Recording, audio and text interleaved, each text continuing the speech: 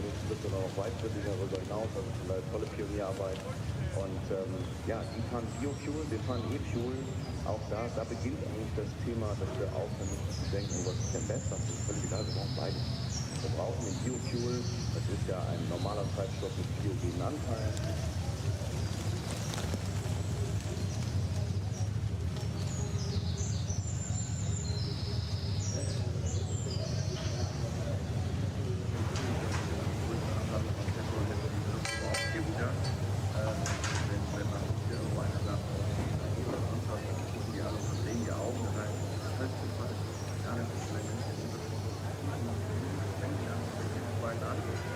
Aber auch da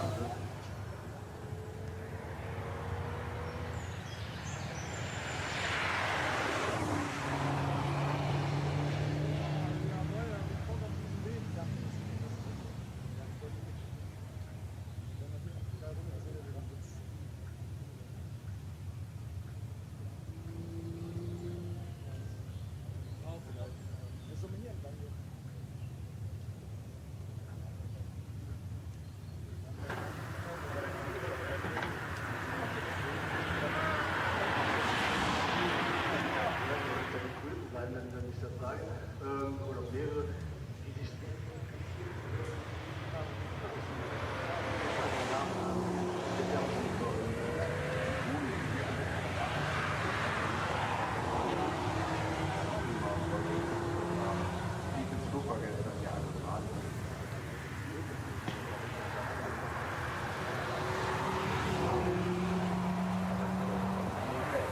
da kam Klaus Ludwig rein und sagte, Jungs, ihr müsst mir das jetzt mal mit dem E-Fuel erklären. Und dann gibt mir mal einen Kaffee. Und dann hat er das einfach nicht selbst. Und dann hat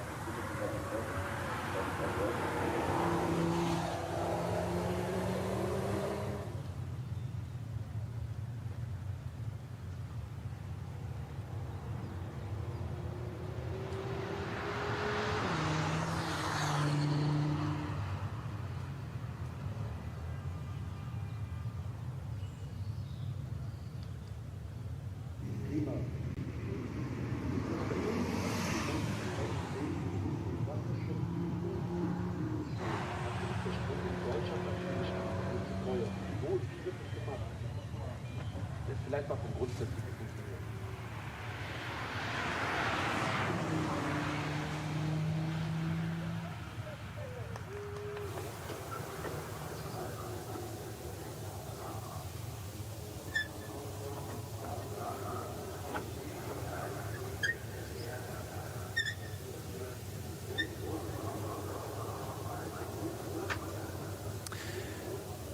Hello again, folks. Peter Mackay here up in the Global Broadcast Centre. Unfortunately, no sign of racing as yet. Weather is being really quite stubborn here at the Nürburgring. Of course, covering such a large area, 25 kilometres of circuit, and in certain parts of the circuit, sure, there is parts where it's clear enough, but there's many other parts of the circuit where it is just simply far too foggy and not safe to go racing in these conditions as they stand right now.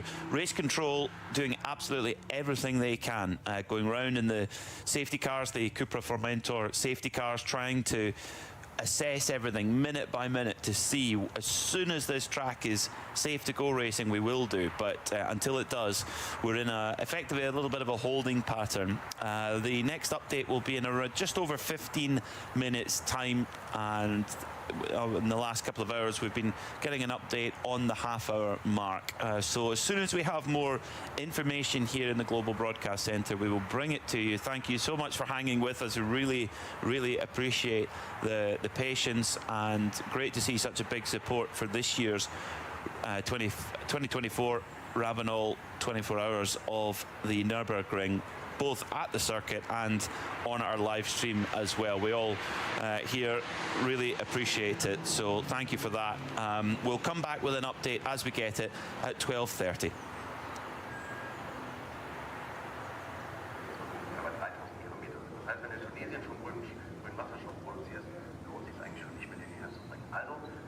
Wasserstoff nochmal ändern. Und in der Regel läuft es meistens auf Methanol hinaus. Das ist kein schwieriger Prozess. Und Ethanol kannst du super einfach transportieren. Du musst es eben nicht wie Wasserstoff mit 300 Grad, mit kalten 300 Bar runtergekühlten Gas.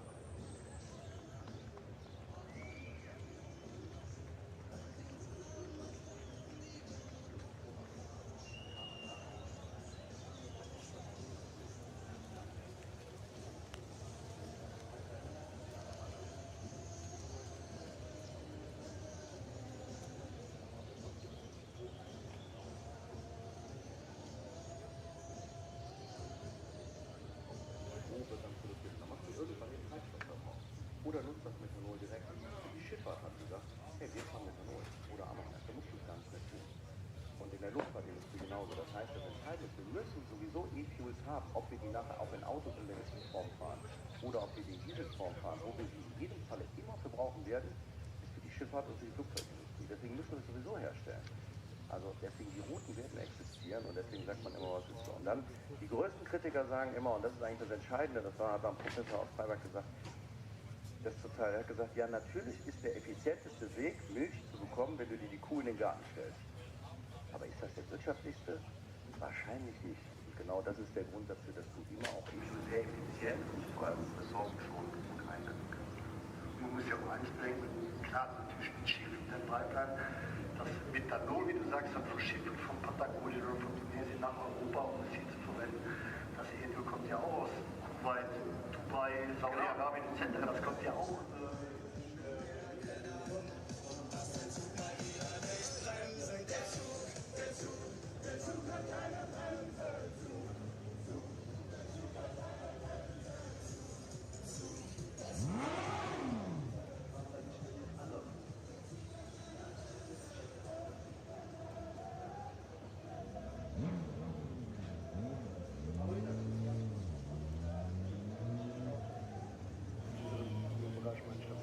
Motorsport.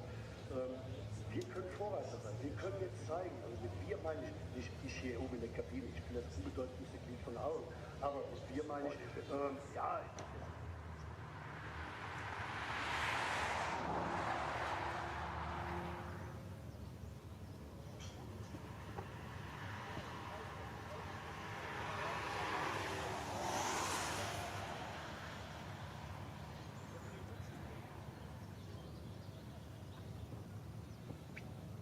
oder? Genau. Das ist das eine, gerade wir Petrolheads wollen das. Letztendlich müssen wir alle Dinge tun. Ne? Also wenn wir jetzt einen anderen Treibstoff fahren, ist das schon ein erster Anlass. Du kannst den nächsten Schritt gehen, wie zum Beispiel mit Fuel-Cycle an vielen GT3-Rennwagen jetzt auch schon haben, eben nicht mehr alles aus Carbon, sondern aus Hanfthemen auch schon hergestellt. Also man kann auch andere Dinge schon tun, Stück für Stück, recycelte Felgen und sonst was. Ja, die sind vielleicht nicht da.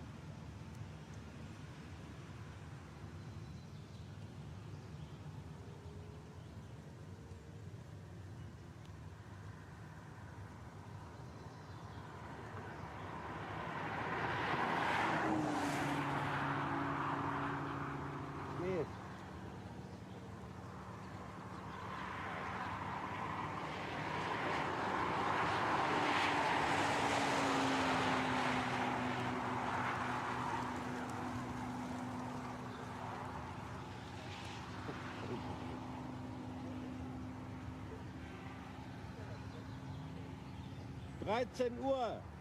Dreizehn Uhr eventuell. Ich sag euch Bescheid.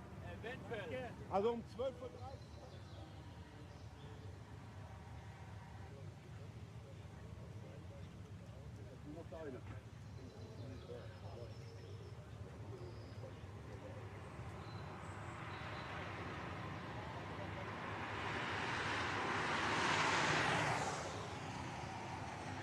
Die Fachhäuser freudig.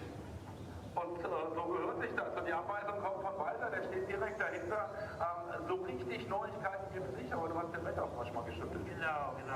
Ich hatte gerade so Wetterdienst, die auch hier eine Station aufgebaut haben am Telefon. Und die sagen, dass so gegen 14, 15 es wahrscheinlich möglich sein wird, zu fahren. Oh, dann sind das ja quasi nur noch 2 Stunden. Ja, aber die warten doch gerne, wenn man dann noch.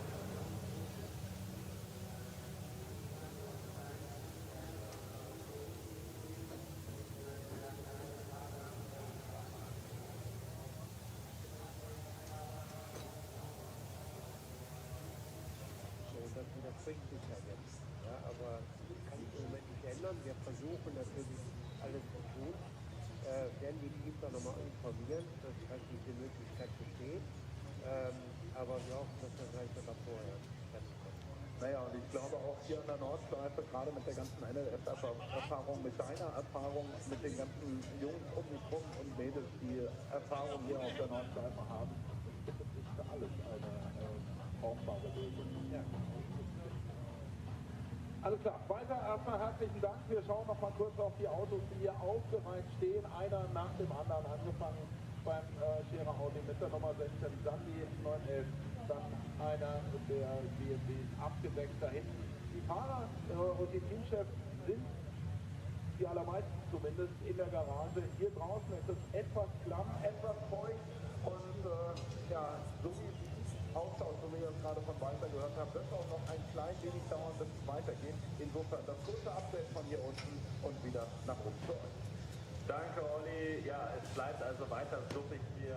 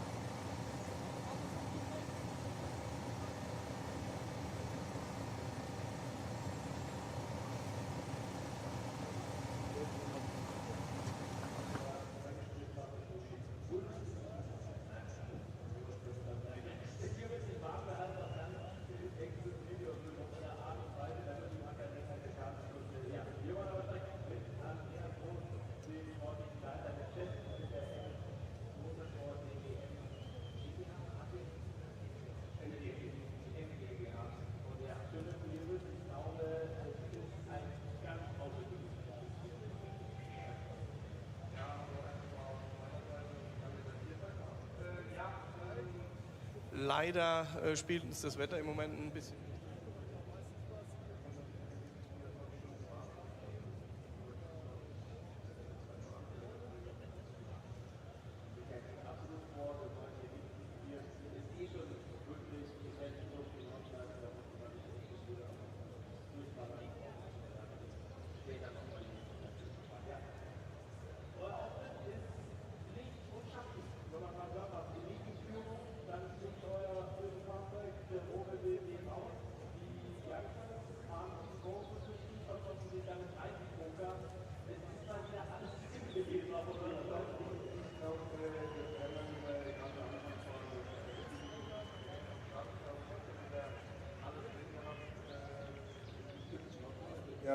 Ja, ich muss sagen, unser Gen 2K Auto, der Dan Harper im Top Quali 1 hat schon den Grundstein gelegt, um da wirklich nach vorne zu kommen. Und der Max Hesse wirklich mit einer Top-Runde das Ding auf Volk stellt. Freut mich unheimlich für die Jungs und auch für das Team RMG war toll, das zu sehen. Ja, dann natürlich am Start die Hoffnung, dass man mit den Slickreifen die richtige Wahl getroffen hat, aber der Dan hat dann schon relativ schnell auf der Einführungsrunde zurückgemeldet, das wird schwierig. Und man will natürlich auch speziell am Anfang von so einem Rennen dann ein extremes Risiko gehen unter so schwierigen Bedingungen. Deswegen war dann ganz klar, dass das Auto reinkommt und wechselt. Bei Rover hat man die Autos Split Strategy quasi, eins auf Slicks, eins auf Regenreifen. Auch dort hat man dann das Auto auf Slicks gewechselt. Aber ich glaube, wie du sagst, wir waren unterwegs, waren mit Jungen belegen, leider doch Fußballgas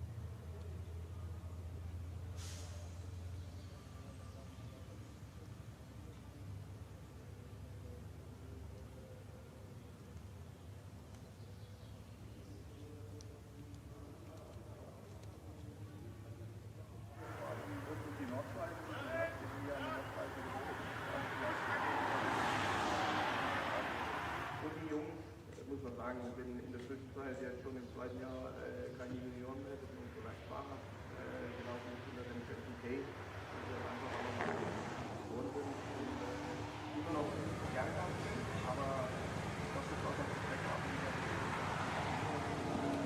Also auf die Wachseite, dieses haben wir auch den Abschlag die Kommentare wollen. Zusammen mit unserem Senior kann man das sagen, und Augusto, der mit Sicherheit auch eine viel Erfahrung hat. Ich glaube, es ist auch eine tolle Kombination zu sehen und das erkenne ich.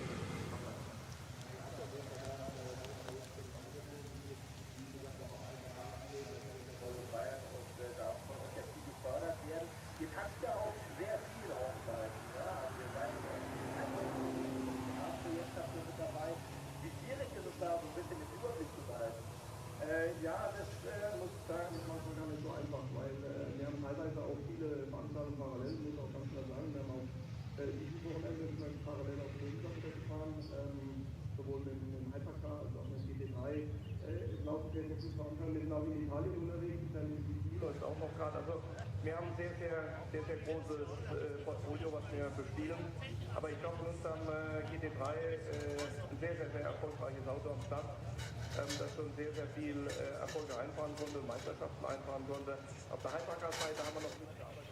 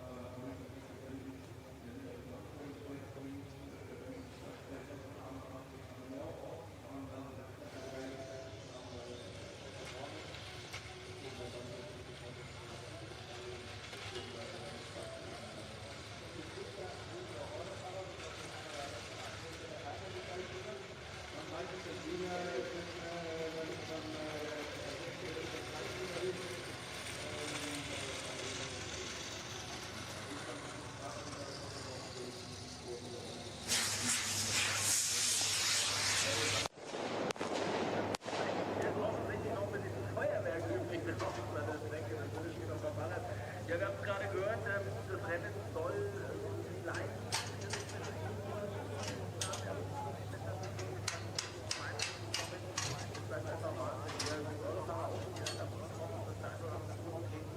nee, also wir sind jetzt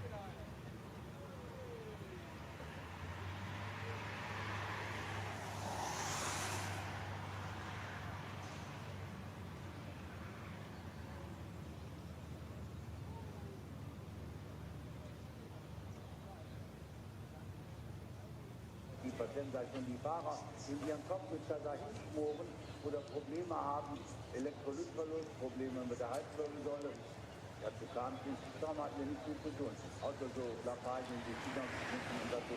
Ansonsten passiert mit den Mechanikern oder eben, was auch sehr weit verbreitet ist, momentan die Grippe, die grassiert und die sind dann noch zusätzlich Halsnadel im Ohren hat, dann kommen die noch an und sagen, hier mein Kind hört schlecht, müssen wir die Polypen rausmachen, aber das ist so das normale Szenario, was ich hatte, sonst war es auch.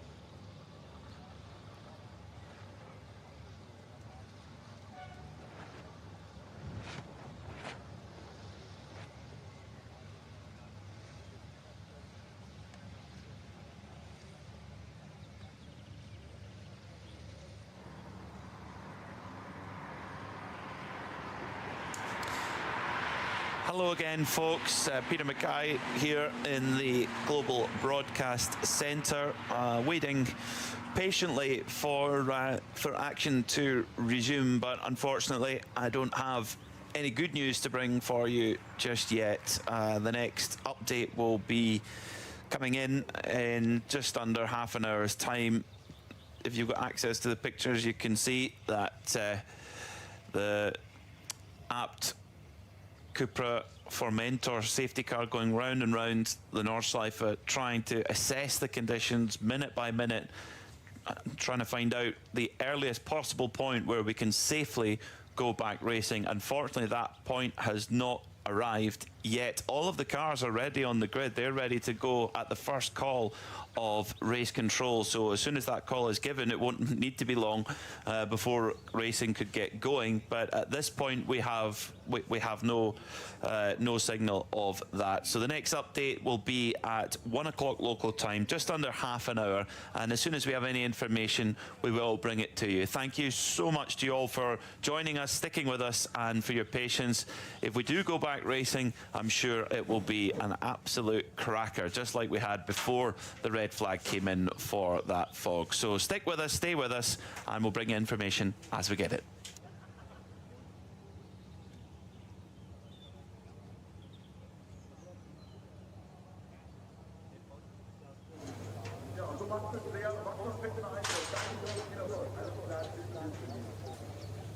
Hoffentlich brauchen wir keine Ahnung. Aber wenn man ihn braucht, dann ist es einfach. So, wir haben noch mal ein Thema, das wir hier ansprechen.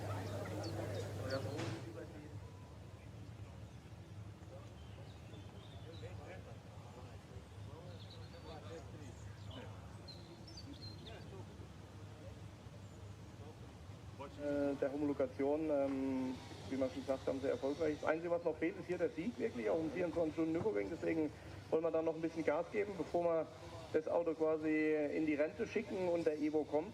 Wir haben einfach eine Weiterentwicklung von dem aktuellen GT3-Auto, deswegen ist es eine Evo. Da ging es aber nicht vorrangig darum, das Auto jetzt schneller zu machen, weil wir wissen alle, wir sind in der BOP-Meisterschaft unterwegs.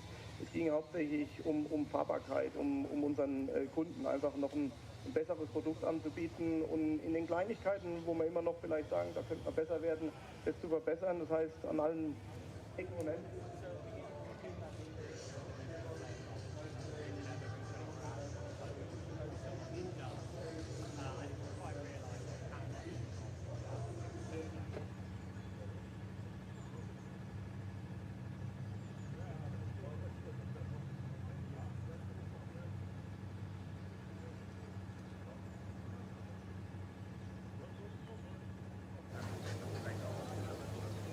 Ich glaube, auch hier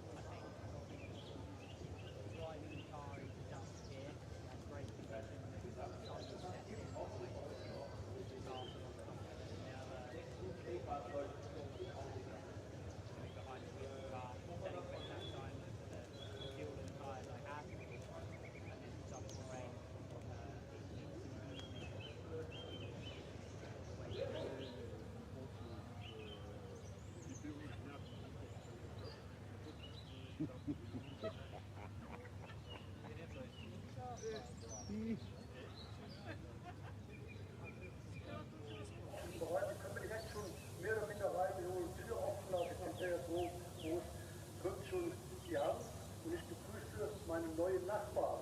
Hallo, und zwar Nachbar, nicht weil er irgendwie denkt, ob die mit interessant sein. Nein, Franz Konrad, Österreicher, viele Jahre in Fernen gelebt.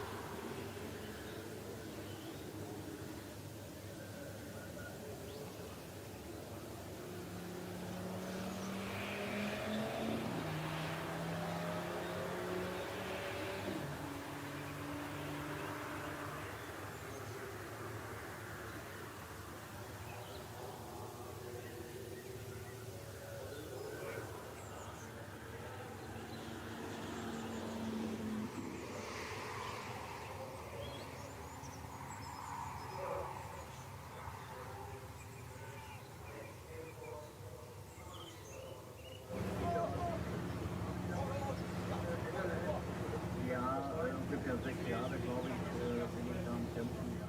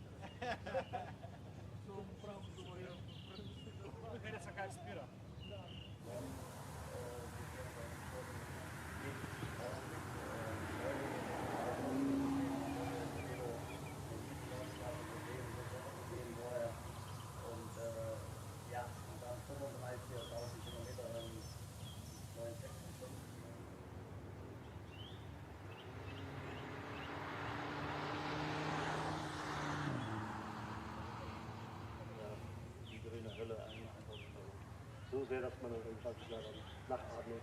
Ich gebe mal ganz kurz runter und ich höre die Spielfaktor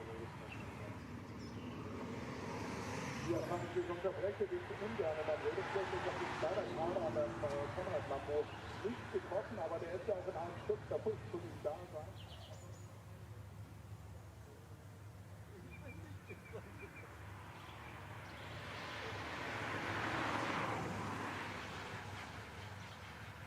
Ich sehe in Boxback, habe ich gerade in Fabian getroffen, klickversicherung.de und du bist mal kein Fahrer hier.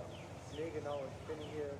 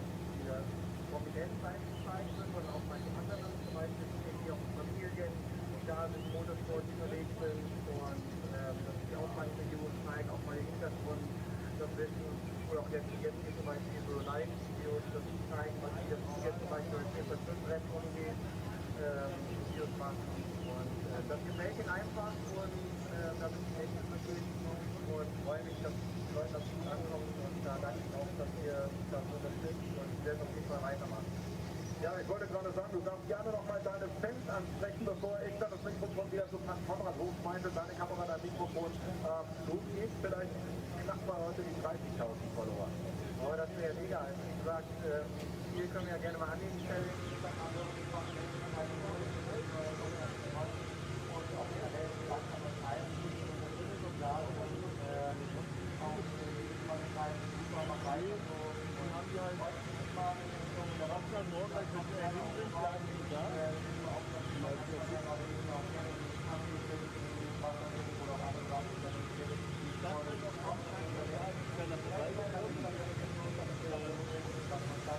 Und vielleicht sind wir heute noch ein bisschen Action. Ich möchte euch natürlich auch wünschen. Und ja, danke, dass ihr mich unterstützt. Ja, vielen Dank. Nochmal der Hinweis von der Schaltgramm. 30 kommt nochmal eine genauere Angabe, aber im Moment nur, ja, noch nicht. Ich habe die Technologie machen und sie werden das passieren. Geht mir immer noch an das Konrad. Ich schau mal auf die Videoplatte.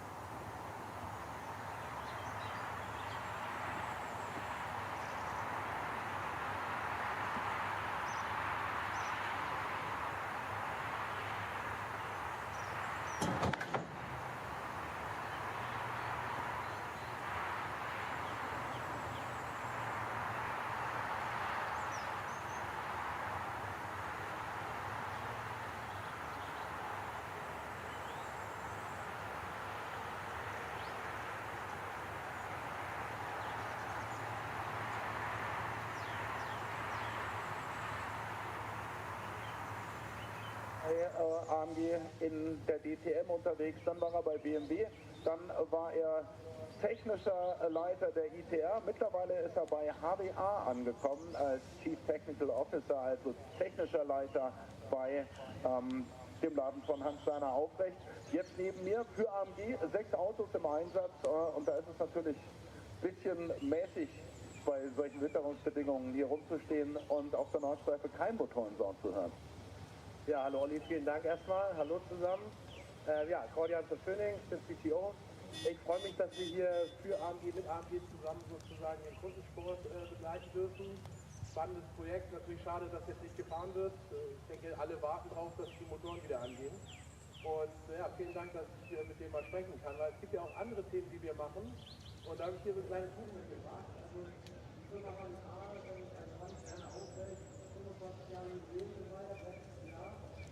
Und damit zum Anlass genommen zu sagen, wir müssen eigentlich eingesprochen machen. Auch nach außen, wir müssen ja zeigen, was wir nutzen können. Und ja, das ist vorgenommen, eine Sache, das ist eine große Geschichte, wird auch immer spannender und konkreter. Und ja, in der Welle ist der Internet gesehen, der HWA aber schon das Gute, das ist einfach nur was passiert. Ja, schauen wir uns das mal an, aber wir werden das Auto kennenlernen. Ich habe die auch gesehen, als ich das gefallen habe. Ganz großartiges Ding. Du hast das Jubiläum angesprochen. Ihr seid sehr lange im Motorsport unterwegs und das sieht man an dem neuen Auto. Absolut, also die DNA des Unternehmens und natürlich diese Motorsport-DNA, die soll ja auch maximal mit einfließen. Was wir auf jeden Fall machen, und es wird halt so ein bisschen beschrieben wie ein Restomod, ist aber eigentlich kein Restomod, sondern wir bauen tatsächlich ein komplett neues Fahrzeug. Wir benutzen Teile des Chassis als Basis, aber eigentlich alles andere komplett neu. Also elektrisch neu, Fahrwerk neu, also alles, was man sonst so verändern kann, verändern wir oder machen wir das nicht komplett neu. Das macht nicht so spannend, zeig mal her das Ding. Ja, also genau, hier zeige ich das. Wir haben hier eine andere Seite vorgemerkt. Eine Sekunde, also hier sind die ersten Bilder. Ja, als Kunde ist natürlich tatsächlich sehr die Originalfahrzeug, aber die Technik ist nicht abgestellt, das ist ein komplett neue Dokumentation, also Technologie, die angesprochen ist, quasi auch als perfekte Bauweise, V6 Kilo, wo vorne drin, aber hinter der Vorderachse, also für den Techniker auch aus, Center of Gravity, so die Prinzip, ja, 5 Axel heißt Prinzip auf der Hinterachse, 6 beim Anschalter, also wir wollen ein optimales Auto entwickeln, das auch so ein bisschen noch analog ist, also nicht unbedingt jetzt speziell ein Elektromotor oder tatsächlich nur Manpower, also nur so zu bewegen und die dann die DNA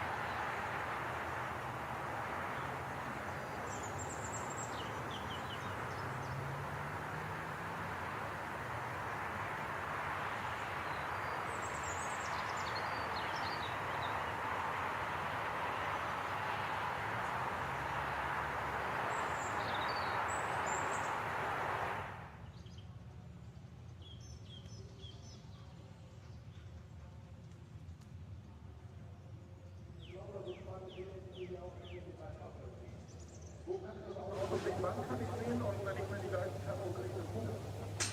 Ja, also, fang mal an. Wann kann ich das Auto sehen? Also, wir haben schon gerade kurz vor der Fertigstellung. Wir fangen natürlich schon an, das erstmal Material aufzustellen, aber dann auch noch im Juni wird der Öffentlichkeit gezeigt, das wird noch bekannt gegeben. Wo kann ich das Auto, du hast gesagt, wo kann ich sehen? Hast du gesagt, wo kriege ich das Buch her? Ja, gerne bei der Firma HWA melden. Wir haben das natürlich auch in digitaler Form auf der Website HWA Legacy auf überall sind diese Informationen jetzt zu sehen und es wird auch jetzt medial aktiver. Wir erklären auch, wie das entwickelt wird. Das ist eigentlich, glaube ich, auch was Spannendes. Ein neues Auto zu entwickeln, ist nicht jedem so einfach gemacht. Wie machen wir das? Wie gehen wir das an als HWA? Das wird es noch online und es müsste jedem miterleben geben. Also jede Menge spannende Informationen. Dr. Buch, Florian macht es, Dr. Mann, den ihr kontaktieren könnt, in jedem Fall eine Mail an HWA. Genau, in die Richtung info@hwa.com. Und dann kriegt ihr alle Informationen, die ihr braucht.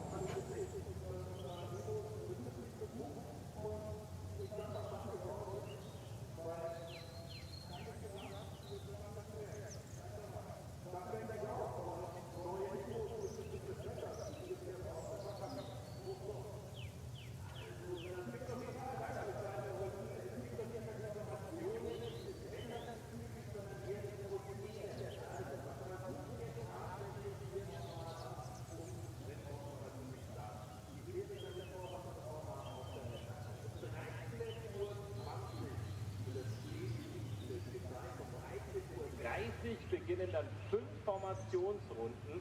Somit haben die zumindest alle Fahrer die Möglichkeit, ihre Mindestrunden zu erreichen. Falls es in diesen 5 Runden aufklaren sollte, wird das Rennen dann freigegeben.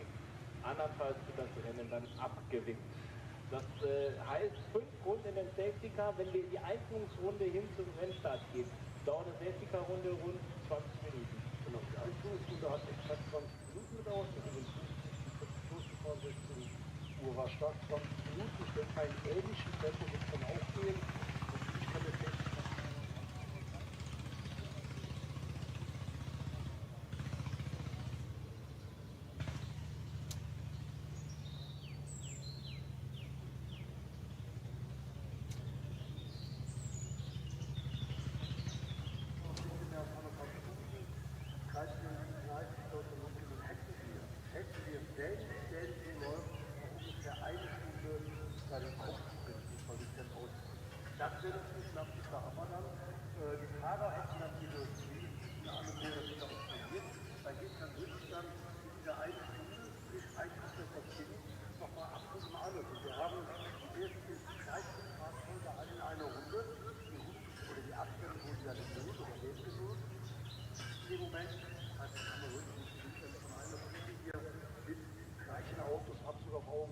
mit Audi auf 1, BMW auf 2, Porsche auf 3, Mercedes auf 4, Ferrari auf 5, Lamborghini auf 6.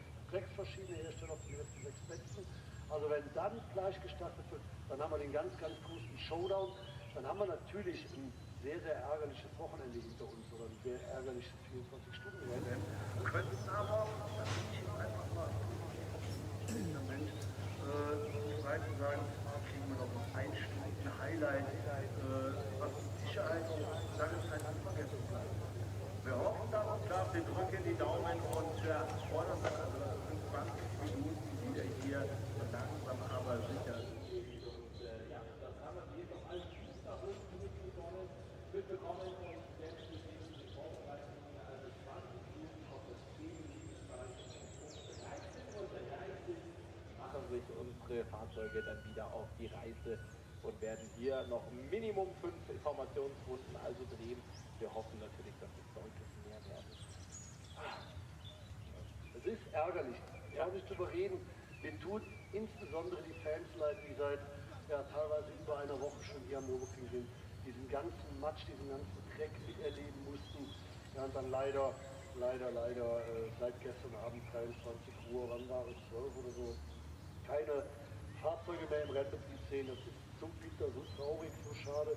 Und aber es nützt nichts. Die Sicherheit geht vor, das haben alle, die dabei waren, gesagt. Es macht keinen Sinn. Ja, es kommen dann die Sprüche, ja, aber früher ist oder auch.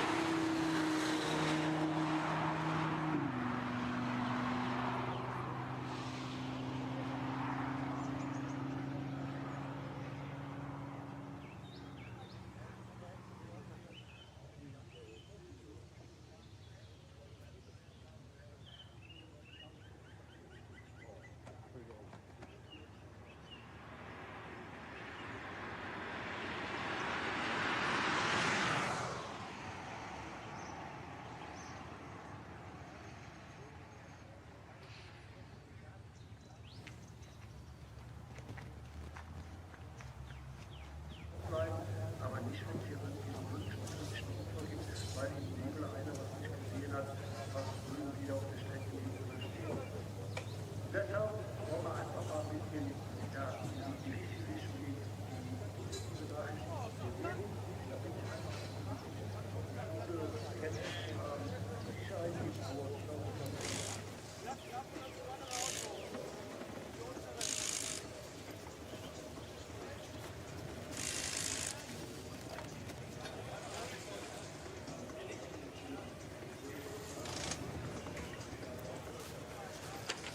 Greetings once again from the 52nd edition of the Ravenel Nürburgring 24 Hours. We've been doing one or two changes within the Global Broadcast Centre through the course of this very, very dense fog over, well, certainly the amount of hours overnight, but our team coming back to the booth at 7 o'clock this morning, hoping for a restart. We have had progressively more and more news, much of it bad. However, I don't know whether it's to do with Johnny Palmer and Bruce Jones stepping into the box, but we now have had some potentially much better news, because at 1:20 local time, so that's in 18 minutes, there will be a 10-minute board, a countdown board for all of the cars that have assembled on the grid in their 3 separate groups.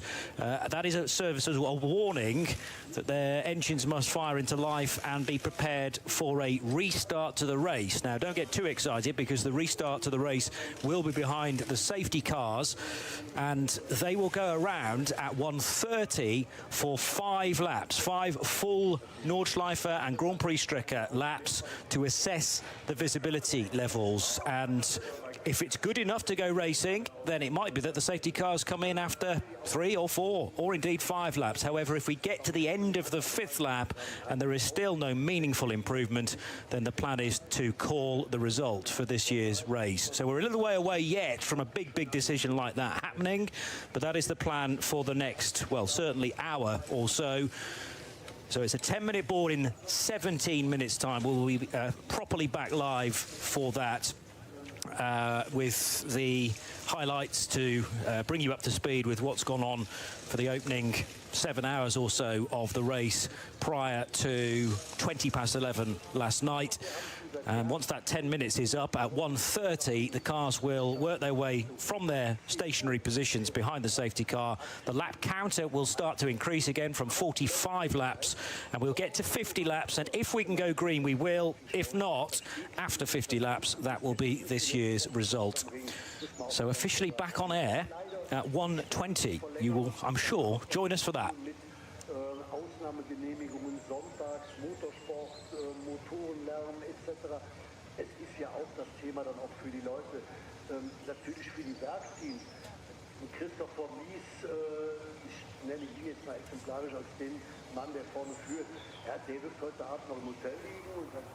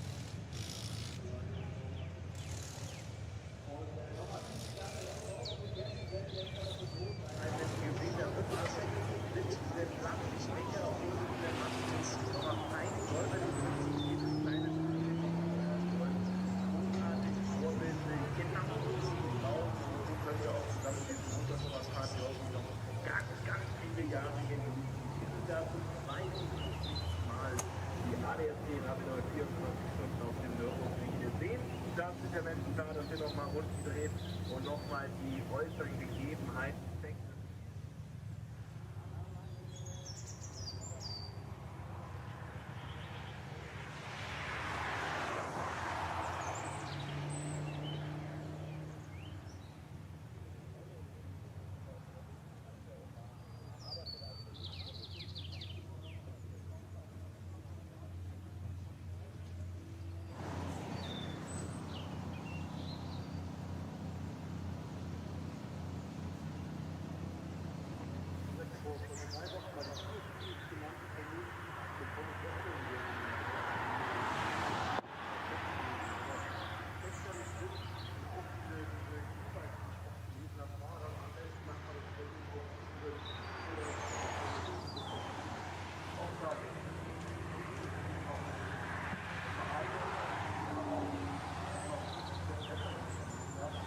vor 2 Jahren WTM musste irgendwie nachmittags um 17 Uhr erst gestartet werden, 16:30, 17 Uhr, weil den ganzen Tag über Nebel war im August. Ja, beim Track Grand Prix im Juli schon die ähnliche Konstellation. Da muss man dazu sagen, wir hatten jetzt die Besonderheit, die negative Besonderheit, dass die letzten 3 bis 4 Monate extrem viel Regen war hier da einfach.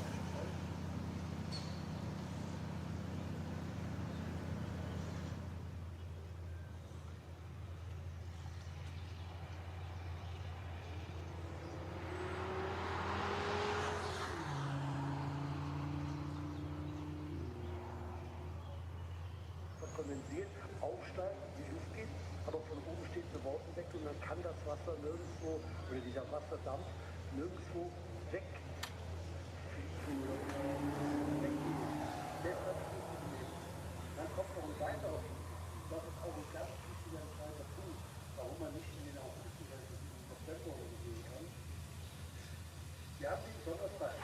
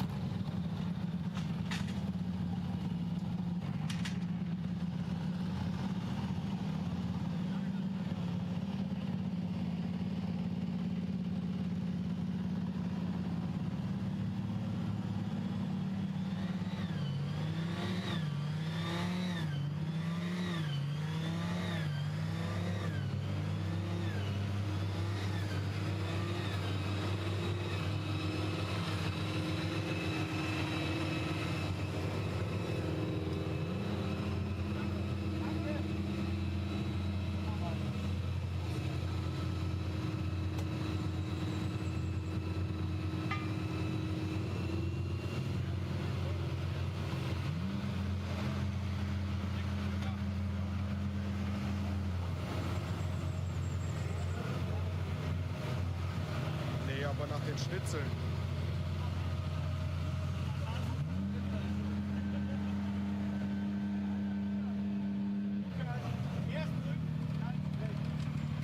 Ja, Wein bräuchten, gab keine.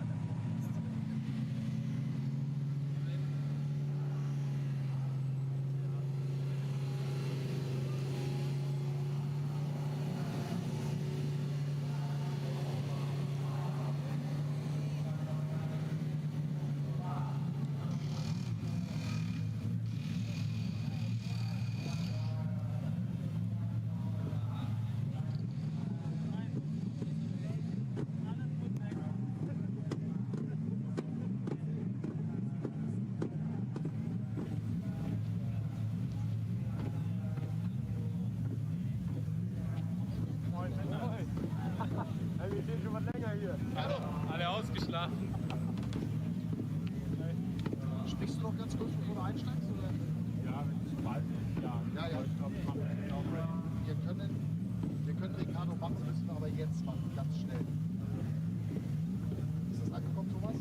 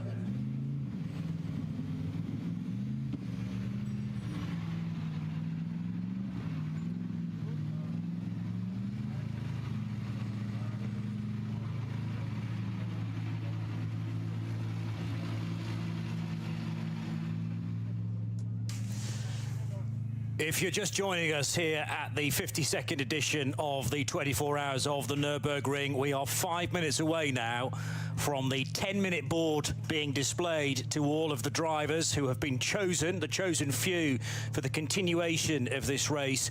And we will be theoretically racing again, as in laps counting to the total at 1:30 when the safety cars start to pull away from the starting grid, and the race will officially have continued by that point. 1:30 for 5 formation laps.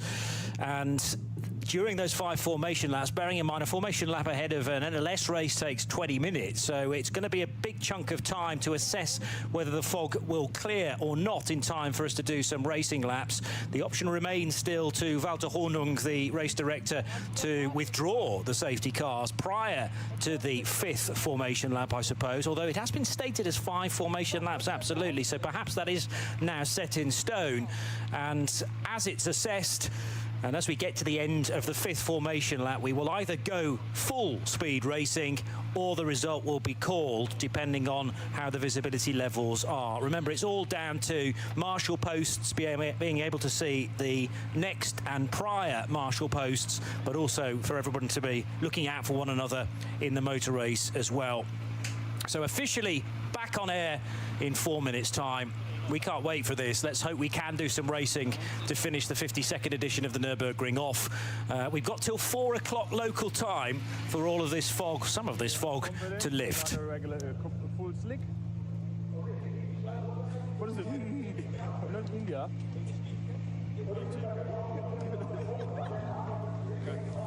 Entschuldigung. Hast du einen Cut oder was? Na gar nicht. Danny Bad, ne? Cut? Cut? Yeah, then we go full stick. I think so. I think full stick.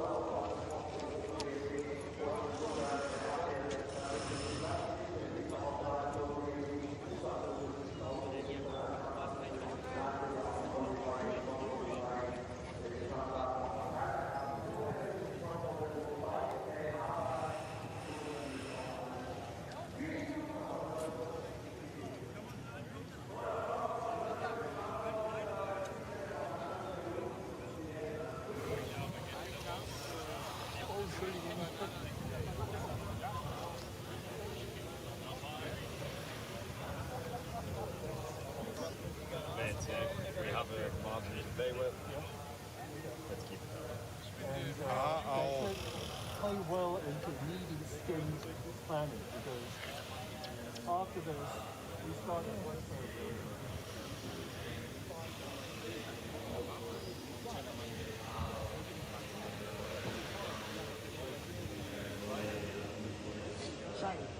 Como descubriu mais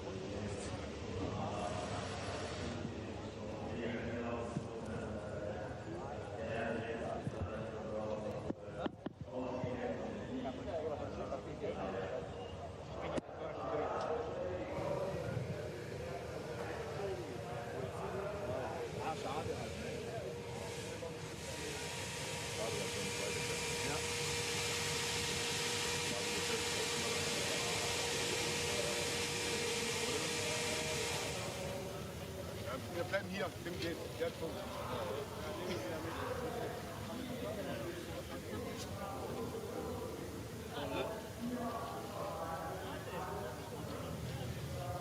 Ja? Nee, das schaffe ich nicht mehr.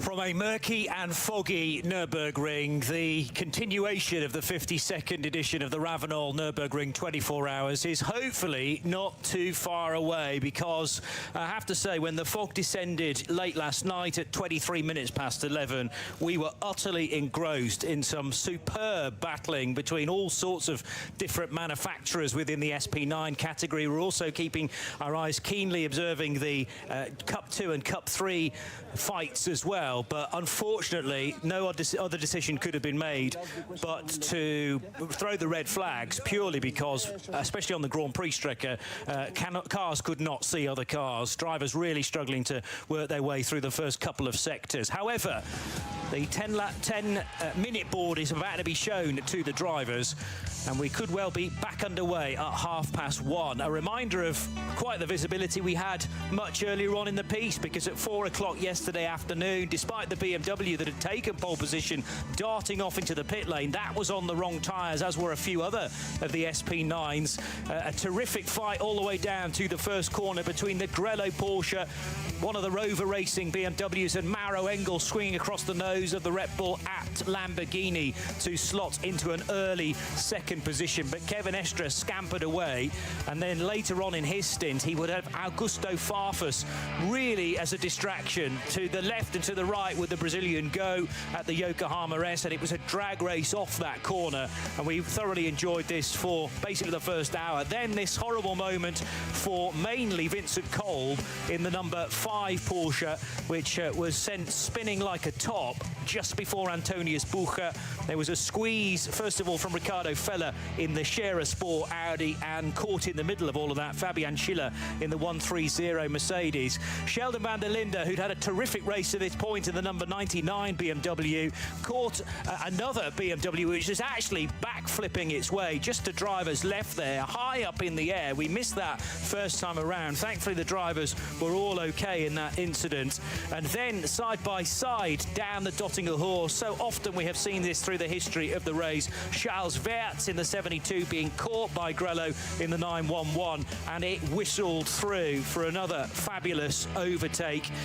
Frank Stippler bringing the number 16 car in. There was a driver change there as well. And the 16's always been in the mix, much more so than the sister car, which will restart in 11th position. And also the 72 BMW, amazingly, once Dan Harper radioed back that he was on the wrong tyres to start the race, they fitted him with the wet weather, and then he shot back up the order. Daniel Juncadella. This blue Mercedes was in the wars in the days leading into race weekend. They managed to fix that after Juncadella had a moment himself on the approach to Brunchen, but it's also left the road during the race at Adenauer Forst, so that is also carrying damage. Not to the extent, though, of this little Audi S3, which was all of a sudden alight, leaving a fire trail behind. And thankfully for Christophe Duprat and the Audi S2, LAM rather, he was sitting on the correct side, as in the fire was on the right, he was on the left and was able to bail out very, very quickly. But it was a dramatic barbecue for this Audi, not leaving much of the race car left. Instantly a retirement, of course, but our major concern was for Christophe himself. He managed to release the belts and even had a chance to try and fan the flames, but it was a lost cause at Brunchen, and the huge campsite that traditionally carries a big, big crowd on the spectator banking had a wonderful view of that in the night hours. Hanshin Guvin with a very good run as the fog started to descend on the number 16 Scherer Sport PHX Audi. This was into the rapid approach to Arenberg, but then the Audi would come fighting back again, and clearly the 16 car had been set up well to be going into that high-speed approach to the right-hander, because that wasn't the only heroics that 16 car would pull off. Maybe we'll see more of that in just a tick.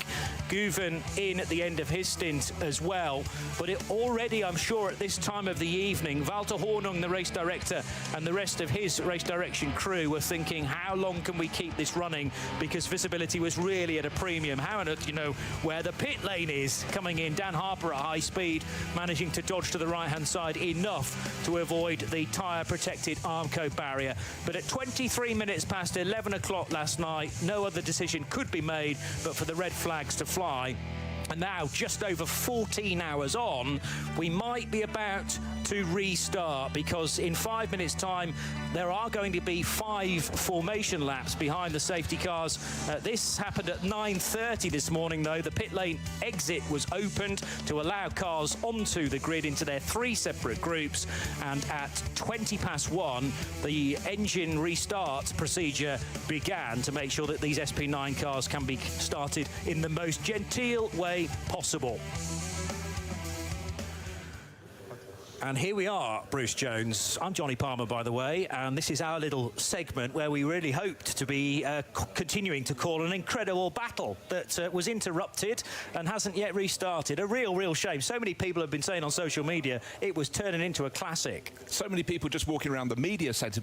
Wasn't it brilliant? You had that jeopardy about what sort of tyres to go on. We saw Manthey with the Grello, the car on 911, such a famous car here. They guessed wrong. They lost about 30 seconds. However, they have driven brilliantly since, but the star of the meeting so far in so many ways has been Dan Harper, the number 72 RMG BMW M4 GT3. He's back on board to take the restart, but last night, just the fight he was having with Chris Meese. They worked their way to the front, and some of those moves we'll remember a long time. Chris Meese going around the outside to take the lead. Not of Dan Harper, he was going past at that stage. It was one of the Mercedes at Arenberg. Just quite astonishing. But it was only 1.2 seconds between them at the end of lap 45. They just went on to 46.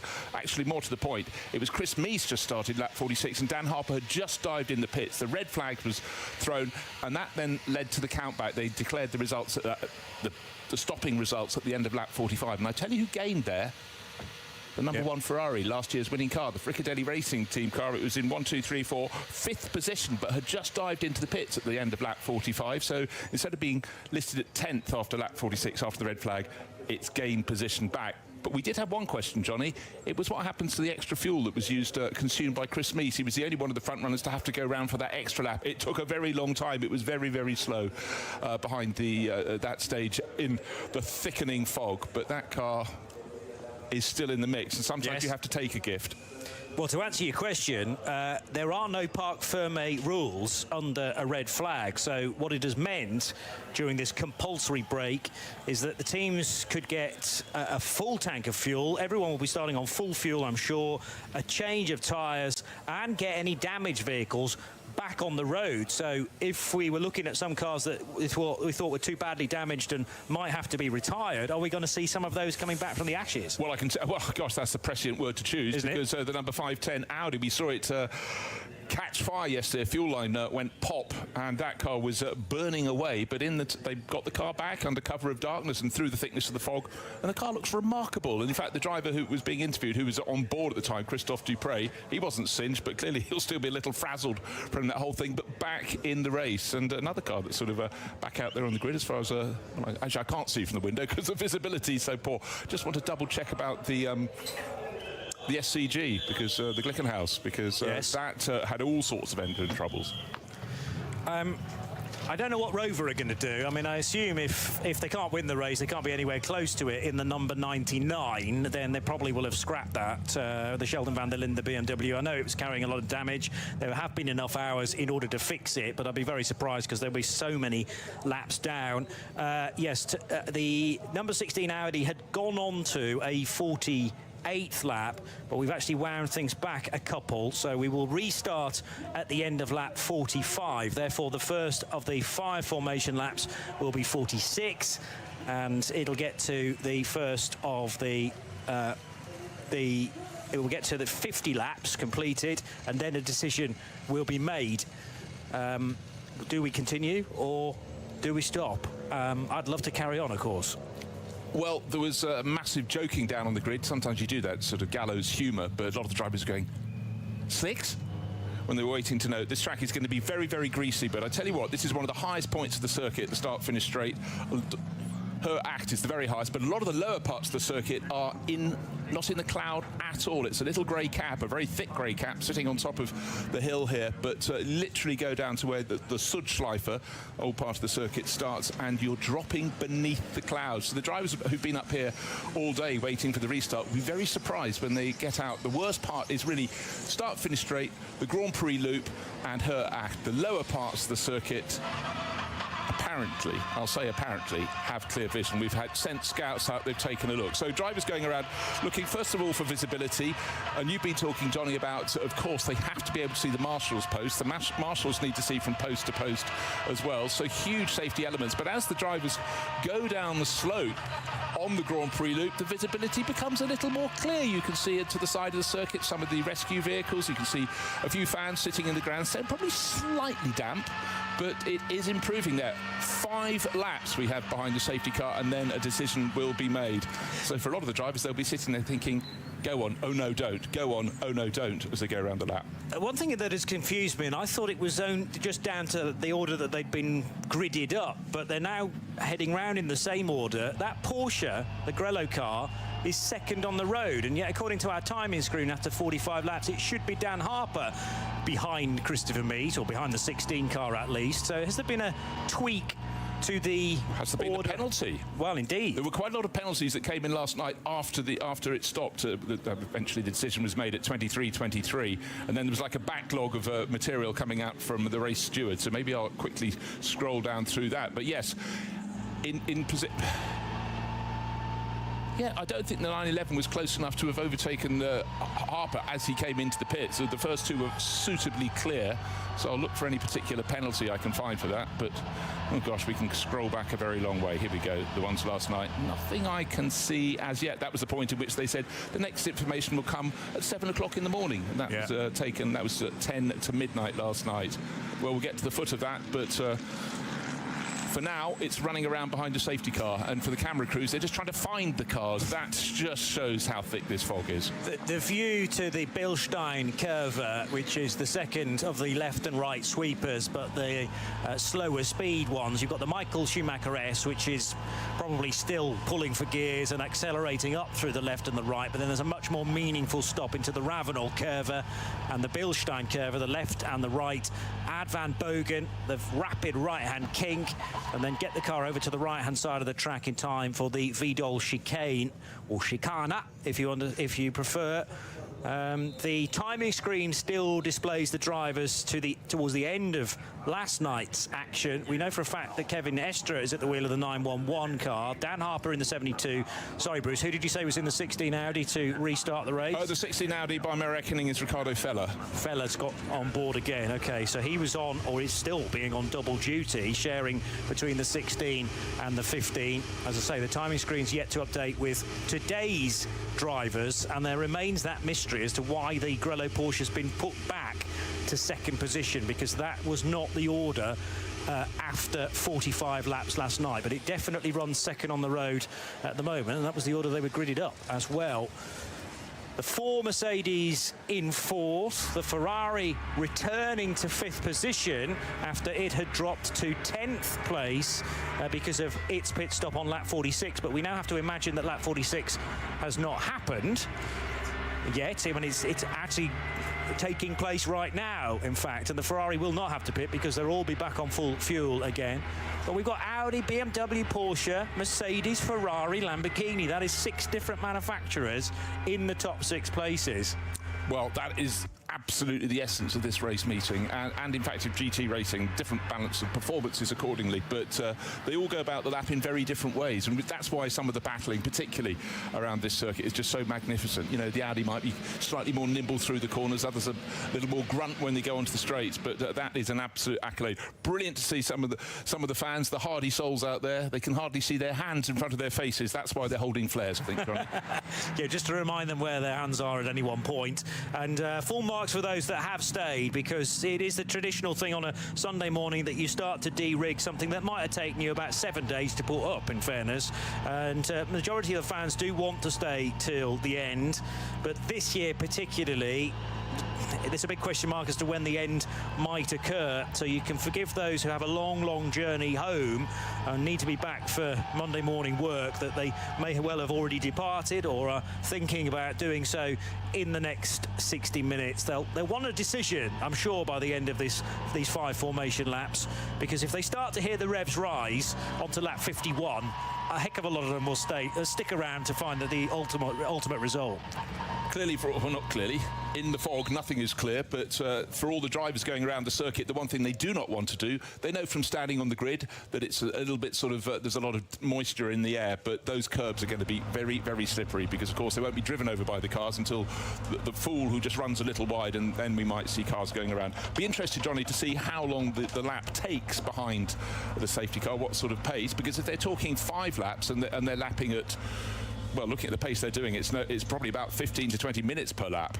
So that's an awful lot of time they'll be running behind the safety car. Awful lot of time, you might think, for this fog to burn off. There have been points where the sky has sort of flared. You think, great, the sun is getting closer to burning through this grey mantle, this cap over the circuit. And then moments later, you look out the window and it's changed all over again. More mist has blown in. Right, the starting group 3 is now getting away. That's leaving the grid from in front of our commentary position. That does include the barbecue Audi number 510 that has been touched up, made better again, and I think Christophe Dupre, the driver who was on board, is possibly even the driver who might be restarting in that car, and indeed he is. He's running 7th in class. That's a VT2 rear-wheel drive class, but the fact he's still going is a real accolade to the team, because we were just going, well, that's that for that one. But of course they've had no further running through the night, and they've had, as you pointed out, Johnny, at least double-digit number of hours to get that car sorted. So if we assume that, let's say, a safety car lap takes 15 minutes, then you're looking at an hour and 15 to do that. We started at 1:30, that's 2:30, 2:45. We're not going to be that far away from what was originally planned to be the final hour of the race. It might even be that we get to 3 p.m. and then the decision is made at that point. It's just the fact that we've had now just over 14 hours of red flag, so only just over the 7-hour marker of actual racing. OK, I mean, analysis of fog, you do any event or different weather patterns, you do any event at the Nürburgring Nordschleife, that'll be part of it. But when you're at home in late spring, as it is in Northern Europe, I would have thought that fog, if it hasn't burnt off by 11 in the morning, is probably fairly unlikely to do so. It is warm here. It was about 14 degrees this morning when we were coming in. There was a bit of breeze, but ironically not at the high point in the circuit where all this is all hanging. We went to do a bit of logistics work, Snowy and I, while the brake was on, i.e. fill the cars up with fuel. And rather than go to the fuel on the Dottinger, which I thought would be very busy, guess what, there was a queue about half a mile long. We dodged through the inner roads that are inside the track and headed to the petrol station at Adenauer, actually, and it's bizarre. As soon as you come down, even just 100 feet or so, it clears right off, and you can see the low-hanging fog and low cloud. So fill the cars up with fuel and then come back up again. So where the cars are now, actually exactly where we were, going down the bridge to Adana. So the petrol station is just to the left, beyond Breitscheid. So we go under the bridge there, and it's on the right-hand side of the road, just in front of the Aldi and the Lidl. And perfectly clear, and that was like that at 11 o'clock this morning, and that hasn't changed. And as we came back up the other side, trying to miss the traffic, and doubled back around to the end of the Grand Prix circuit, where the ADAC building is, where we normally turn left and go down the south end of the circuit, it was like flicking a switch, and it was back to being this again. And you could see it just hanging, and it just hasn't moved. It's quite extraordinary. Imagine if you'd spent 3 or 4 days camping down around Adana to look at vantage points there. You'd be thinking, come on, guys and girls, what's happening? Yeah. What is happening, yeah. Well, it's entirely relative, isn't it? If you can see racetrack for miles in the distance, then you're going to be scratching your head. But then you round the corner, and that's typical Nürburgring. You know, it can be raining on a couple of kilometres of the racetrack and completely dry on the rest of it. And it can be dense fog, strangely, on the Grand Prix track, and utterly clear on the lower portions. But I can tell you can't really see much at Arenberg either right now. So Schwedenkreuz, Arenberg, where you definitely, even if you're on your own, you need some reference point as to where to brake into Arenberg.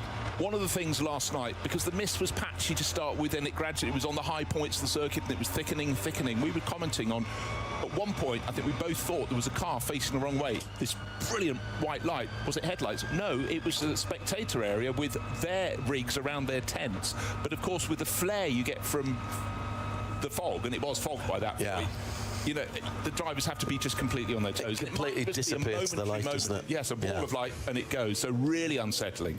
But I think what we did see last night with Christopher Mies and Dan Harper, Audi and BMW drivers respectively, their knowledge of this, they were turning in on muscle memory. It was just enthralling. And I can't tell you how many people, you know, commenting on Twitter and Facebook and all other means, how exciting people were finding the racing, because at that stage you had 3 of the top guns really going for it, 3 different makes of cars. As you commented, we've restarted this race with 6 different manufacturers in the top 6 positions. But again, there was the jeopardy of which tyres to go on, endless choices. And it happened from before the very start of the race. Dan Harper starting on pole, got to Peel, straight into the pits to put on some different tyres. He'd gone for slicks, and I think the next 4 cars had gone for treaded tyres. The excitement levels have been utterly concentrated into the first 7 hours and 20 minutes. That's the problem. Yeah. And, you know, we had kind of nowhere to go after that. It may well have been an anticlimax, even if the weather had been good. But I have a feeling that a lot of those that were involved in the lead fight were keen to continue that all the way through till 4 o'clock this afternoon. We're down to 2 hours and 18 minutes to go. So, yes, that's bang on schedule for the 4 o'clock finish. The run-up to Caracciolo Carousel, which is where the safety car is now. Notice none of the drivers are dropping onto the concrete. They're staying on the top because they're going slowly. There's a camera that shows the curve going up the hill. That picture has not changed 1 iota since 7 o'clock this morning when I first came in. That locked-off shot. The fog has been in exactly the same place at various times. There's been a little bit more sunshine, and I thought around about 9:30 I thought, oh, sun's coming up, here we go, it's getting a bit of heat in it, it's gonna, and we've been sitting in the Dorrant in our excellent crew catering, watching the fog literally going backwards and forwards. We can see the cars on the track right outside the window. I can see, now I can only see the cars that are closest, and now I can't see the track. And it was the same here this morning. We could see the tower in front of the Global Broadcast Centre. Then it was a bit sort of like a fuzzy watercolour. Then it was gone. Yeah, just completely invisible. But again, looking out from the Dorrant, which is 100 metres back to the right, when we're looking from our commentary position across the thing, you couldn't see that tower at all. I got quite excited when we had a bolted lunch, because we suddenly, the visibility is improving. I saw 2 marshals beyond the barriers on the other side of the track, so we could see the whole way across. But you know, moments later, by the time I discovered there was no cheese board and was back at the table, alas, we couldn't see the far side of the track. Just the 4 breakfasts for me, by the way, at Crew Catering. Yeah, Excellent. yeah. Well done. I thought I did quite well there because I sat at a different table for each one, so they didn't suss me. Yeah, very good. Yeah. Glasses on, glasses off. That's right. Jacket on, jacket off. That's right. Blue shirt or a black jacket. Yeah, yes. very good. Yeah, come in. No problem. Breakfasts are being served. Yeah. I know. I've already had 3. Now, the Falcon Porsches have rather flattered to deceive so far this year, haven't they? They've almost been invisible. Yeah. They've never been at the top of the charts, and this is a team that normally absolutely shines because they do so much running and do almost every single round of the NLS. They have a sort of rotation of drivers that they put through to make sure they've got enough who are ready for this season in their cars. They're running around in 8th and 9th positions in the running. No, 9th and 10th positions. I tell the fly. Is it part of the deal that they have to be running 33.44 and almost line astern, because it seems that that's what it's been like. They even got drawn out of the hat for qualifying. Yes. 33.34 in 9th and 10th or 10th and 11th, whatever they were. They do seem to have been together.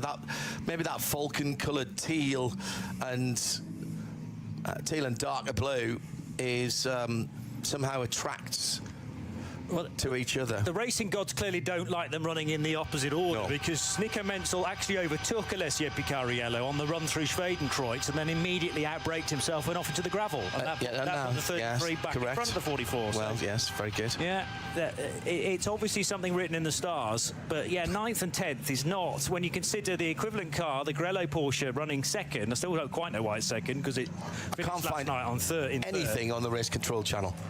I've scrolled back. There wasn't a penalty. There wasn't anything. But by the same token, I've not seen on the ticker or the Race Control channel confirmation of which lap they've actually restarted the results from. Okay, yes. Well, 45 laps completed by the 16 car, so this should be lap 46. Yes, you're right. So then that would have been... I wonder at which point on the completion of lap 45 then was that the start-finish line. Who pulled into the pits right at the end? The Ferrari had a pit stop. No, Ferrari were in the pits. Dan Harper had just pulled in from second place. He was 1.2 seconds down when they went back a lap after just being passed. And this could be crucial, John. He was overtaken into Antonius Bucher in a drag race by Christopher Mies. That put the Audi in front, and next time around they were almost side by side again, but Dan Harper then dived into the pits. Christopher Mies went off on his own, and he hadn't probably got much further the first corner before the red flag was thrown. So some win and some lose, but the team that really seemed to gain was the Fricadelli Racing team, the Ferrari team, coming around in 6th place, where they had just dived into the pits and would have, at the end of lap 46, they'd fallen down to 10th place, but then of course we counted back. Yeah, okay, got you. I mean, yeah, I get what you're thinking about. It may be the complication of a car pitting at the end of lap 45, because the loop in the pit lane is in a different position from the finish line. The start-finish loop is much further down. So, but it was a 1.2 second gap separating the Audi and the BMW last night, and then there was a much larger gap back to Ayhancan Guven, it was at the time, in the 911 Porsche. So they've squeezed that down and then put the BMW back behind. But they might have assessed the precise order they would have crossed the line had the BMW not pitted. I don't know. So the 72 car pitted at the end of lap 45, did it? Yes. Right. So it crossed the start-finish line because it was on our screens as having done 46 laps, and the others then all came in because they saw the red flag and because they were some seconds back. It was that lead duo, the number 16 Shearer Sport PHX Audi versus the RMG BMW M4 GT3. So that car crossing the line in the pit lane would have slowed down considerably. Enough for the 911 to get through? I don't think the 911 was quite close enough, and in fact, when it was declared after 46, I wrote it down, and the gap was 7.6 seconds for the 72. Harper's car having slowed to go into the pit. It cost him 6 seconds, but he was at a standstill. Or actually, at that point, he was probably crossing the start-finish line. Yeah, in the pit lane. In the pits. But still scored a second. Yeah, and they went through a second. So it's interesting. I keep looking for... I wonder in that case, then, if they've taken it at the first intermediate point... no, but then that wouldn't have worked for the Ferrari, would it? Because the Ferrari would have been further down. I was thinking they might have taken it at the first intermediate point on microsector after the start line. I'm not sure why you would do that, but here and indeed ho. Another endurance race, JP, where we're scratching our heads about starting, restarting, stopping, adding time, etc. It is the way it was written in the bulletin last night when the red flag came out is that there was almost a virtual checkered flag. Yes. So the class leader crosses the line as the overnight leader. Oh, yes. And then the cars behind finish in the order. Now, do they consider that Dan Harper doesn't actually finish last night's portion of the race until he re-emerges from the pit lane? Pit lane. So possibly. Is it pit lane exit line, which is his finish line, and by that point the Gouv and Porsche had gone through to be in second? Isn't there something also about when you cross the start line at the start of the race is where your time starts? Cross the start line at the start of the race, yes. So why did but then they were on the same group though. Yeah, but then and the 911 effectively crossed the start line first, didn't it? Yes. Okay. I'm not. While we're just doing that, I just wanted to keep an eye on how long that parade lap took. Well, not formation lap, the lap behind the safety car, just under 22 minutes. So it's going to be quite a while if they're biding their time. Maybe they'll feel they could start to pick up the pace a little bit, but certainly there is no clearing of the fog over the circuit. So John Hindhoff now in the driving seat. He can see plenty, you see. He's inside. And we'll keep on the coverage as hopefully this cloud is burning off. I don't hold great faith, but then again, looking across the track to the pit buildings opposite, John, they are a little bit more standing outy, but only a micro degree. I love your boyish enthusiasm, Mr. Jones. Thank you very much indeed. Given that there's no race action to talk about, we're going to change out our commentators much more frequently, so about every 30 minutes, which is just over a lap as it stands. What I'm going to do while we're on our second of potentially 5 Cupra-led safety car laps with the 3 groups of cars. Let's bring you up to date. You know what's happening at the front with Scherer Sport, with Manthey, with BMW, 16, 911, 72, 4 Mercedes, 27 Red Bull team, Abt, Lamborghini, Frickadelli in 6th place with the number 1. Then it's the number 3 Mercedes Bilstein car in 7th. 8th is the 98th Rover Racing BMW. 9th is the Falcon Motorsport 33, and 10th is the 44. Here are your class leaders as it stands. And Black Falcon leads the Cup 2 Porsche 992 Carrera Cup class in 20th position. That's number 103 car. 1st, 2nd, 3rd, 4th, 5th, 6th and 7th are all in line behind the safety car. So if we do go back to green, there's a class, by the way, that is going to absolutely explode with anticipation, I am sure. SP11 is in 32nd position, as it has been pretty much all the race. That is still the KTM Crossport GT2, the Doe Motorsport car. They've got 1 place behind them, the Cup 3 leaders, the SRS team Zorg Rennsport 911 Cayman GT. And behind them is FK Performance Motorsport in the G82 M4 GT4. That's the SP10 leader, the 188 and 34th. Next class leader, SP8T Czerny Motorsport. Timo Glock is out in that car at the moment. That's Peter Cate's car. And that car's been well fettled, as most of them have overnight. So that's the 145 leading there. From next in line, Manuel Metzger for Team Bilstein by Black Falcon. That is the Jimmy Broadbent car. And those two locked in battle pretty much all the way through this race. TCR leader is in 43rd position, the Hyundai Elantra. Number 831. It's been the 830 as well in that race. So that's the Canadian car that is going around in the TCR lead. In 82, 4 Motors GmbH, the 911 GT3 Cup car on the alternative fuels. That's the 320 and 52nd position. Subaru Technica International with the WRX, 88th position. 88 in 54th position. Then it's the SP7 leader in 61st position. That's the number 80 cars of Plus Line Racing Team in their Cayman. V6 is the Porsche 911 number 416. And they have the Adrenaline Motorsport team right behind them in line, the 3896, so they're battling as well if we go back to green. Frank Mayer leads SPX for Glickenhaus. They'll be disappointed down in 67th position after all that problem and the overnight engine change earlier in the week. Bulldog Racing have the Mini John Coupe of Works at the lead of the SP3T category, the 317 car in 72nd position, leading a little gaggle of class leaders. Behind them by one position, the 504 SPS Team Zorg Rennsport of VT12 rear. That's a 330i. VT2 front is the Cupra Leon KL Auto Thomas by Young Motorsport. That's got to the front of the VT2 front at some stage through the 7 hours and 23 minutes yesterday. And I've just seen a position change there across the line, very bizarrely. The 444 leads V5, that's another Adrenaline Motorsport, came in the CM12 in 76th position. The BMW 325i number 711 leads V4. VT3, 91st position for the 599. Kievan Sports and Racing 325i. SP6,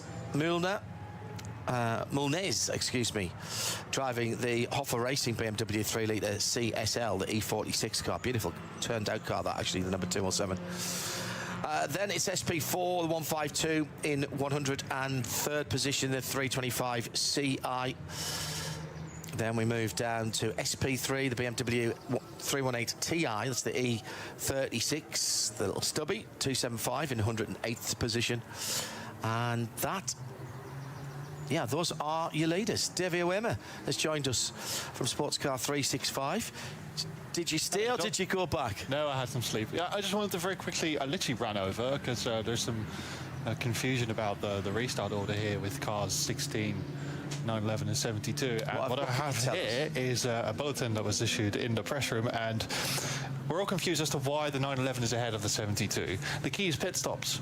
So we look at the timing screen, we can see that 16 and 911 have both done 8 stops. 72 has only done 7. Now I'm going to point to a particular sentence in the bulletin here. Obviously, what we all know is the order is based on the position of the race on the lap in which the respective class leader crossed the finish line for the penultimate time before the red flag. Now, this is key.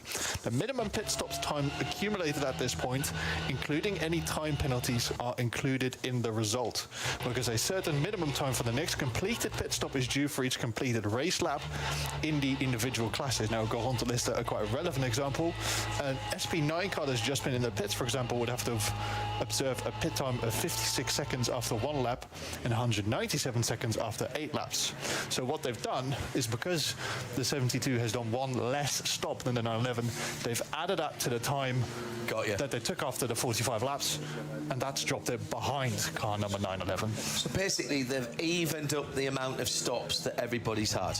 Essentially, yes. Ultimately, and given them a nominal time as per the sliding scale that is out there. Right. I have to do a quick shout out to my colleague Michael in the press room, because he was a fun that first quick came up on this, and if I don't mention him, he's going to chop my head off as soon as I get back to the press room. I think you're fine. Disappointing, particularly always disappointing to have the break and only have that 7 hours 23 minutes at the start of the race. Made even more frustrating because of the quality of the racing we had when we were going. Really good race. I mean, that overtook around the outside that the Audi did. For the lead. For the lead was just... But then again, Dan Harper as well, I think, was at Gloucester Tower he came around the outside. Yeah. I was just thinking, my goodness, they were going for it properly, and I just hope we can restart. It's... The irony, I said this on one of the updates to the over 30,000 people who at 7 o'clock this morning were sitting waiting on the stream to see what was going to happen. And I'm sure that's grown again now. Thank you to you all for your endurance and persistence and your enthusiasm. The irony is that it's not necessarily all down to the Nordschleife. There are parts of the Nordschleife that are foggy, but they're in true Nordschleifer style, there are plenty of parts where the TCR cars are going through right now, heading up the hill towards that looks quite good. Schwedenkreuz. It's perfect. Yeah, absolutely perfect. Peter Snowden's joined us as well. Hello, Snowy. We went for a little ride out and filled the cars up with fuel for the run back to the UK tomorrow. Our Mazda CX-60 and Genesis GV70. I've got to tell you, it was very localised. Thanks to Davey Oema, by the way, for bringing that over. The weather was bizarrely localised. I mean, within hundreds of metres of each other. Yeah, and it's very strange because I'd have thought it would be the other way around, that the GP circuit would be clearer and the Nordschleife would be the one that's the issue, i.e. much more of it, much more heavily treed, so fog hangs in the trees, etc. I'd have thought that's where it would stay. It's completely the opposite way around, that the vast majority of the Nordschleife is actually quite clear. It's the GP circuit where it hasn't moved since we arrived here at, 6:30 this morning. Yeah. Hasn't really changed. I mean, the first lap behind the safety car, which was 22 minutes, I think Bruce just said, there's lots of sections of the track that are really clear and totally raceable. And I did wonder, just being a driver, or having been a driver in the days, I'm going to put it on the line now. Could you not just, rather than have a safety car, could you not run the race and have code 60s rather than a safety car? Is it manageable? I don't know. I'll tell you a person who's good to ask, though, who's just going to jump into our middle jump seat, John, is it's one of the Brundles. It's not one of the Brundles. Don't big him up too much, John. It's okay. Brundle younger. Welcome, Alex. He is the Brundle racing driver. His dad may disagree on that one. Welcome. Come to Norfolk, there are loads of us. We're all over the place. You see, that's Martin's voice. That's just Martin's voice in my headset. Motorsports, Alex Brundle. Did you speak to your dad yesterday? It was your birthday yesterday, his dad, wasn't it? It was. I sent him a text, but happy birthday to the old man for yesterday. It was good to, I said yesterday when we were doing the old-timer race, the young-timer race rather, when we were doing that for the first time on the English language stream, that is absolutely built for you and your dad in one of your cars. Why aren't you out there doing it? Well, he had a little bit of an ankle tweak over the winter from somewhat of a bump. Bike, did he? No, back in the 80s, he fell off the track in Dallas. So he had that sorted out. So still working on that. But there's definitely a historic car in Brundle Senior's future. Maybe round here. He loves it round here. Yeah, he does. And we had a couple of NLSs around here together. So that would be great fun. Tell us about the conditions, Alex. You've been right up the sharp end of the field with the Milner Motorsport Porsche all the way through. You were honest enough to say, I might have picked the wrong tyres at one stage. I have a suspicion you weren't the only people that did that, including the pole sitter, of course. How did the first 7 and a bit hours go for you and the team? Yeah, I mean, the tyre call's on me. I had to commit to it in the final sector, and I don't know, saw dry on the ground, didn't have rain falling from the sky. What I'd missed is it was raining out in Brideside, and the team we came to the agreement we were going to continue on slicks. It was the wrong call, but that's the reality of racing here. You didn't fall off though. No, which is positive, and it's always positive here. And that's what put us, I guess, in the position for my teammates to. Well, I started the recovery, and then awesome drives from Ben Bunnagle and Maurice Krantz to put us back into the action. And we did actually at the red flag just snatch third position in class, but I can see that now with the way that the cars have been reordered on the restart, we've just dropped back into the mid-grid, which is a real shame, but as always here, brilliant to come racing around the Nordschleife, and a great experience. Right, it is typical Eiffel, typical Nordschleifer. Fog, worst here actually, by far the worst on the Grand Prix circuit. 1 or 2 patches out there. It's daylight. Could we? Should we be racing? Yeah, it's a tricky one, isn't it? And well, first of all, by the way, I'm not suggesting that there's anything wrong with the decision that's been made. This is a point of conversation. Well, the main point is sort of an apology, really, isn't it, to everybody who's given time and around the circuit. It's such a shame to see weather conditions intervene when so many fans want to see great racing and have travelled and set up and sorted out. You really feel for them around the racetrack. You've got two difficulties, haven't you? The first being, can you see marshal post to marshal post here? Because obviously, as you well know, John, they're not centrally controlled here, so they rely on the marshal post before and after to dictate the next flagged signal. So that has to be available all the way around the track. And then there's the medevac situation, of course. Can the heli fly? They're pretty good. I mean, I've seen them flying in relatively low cloud here.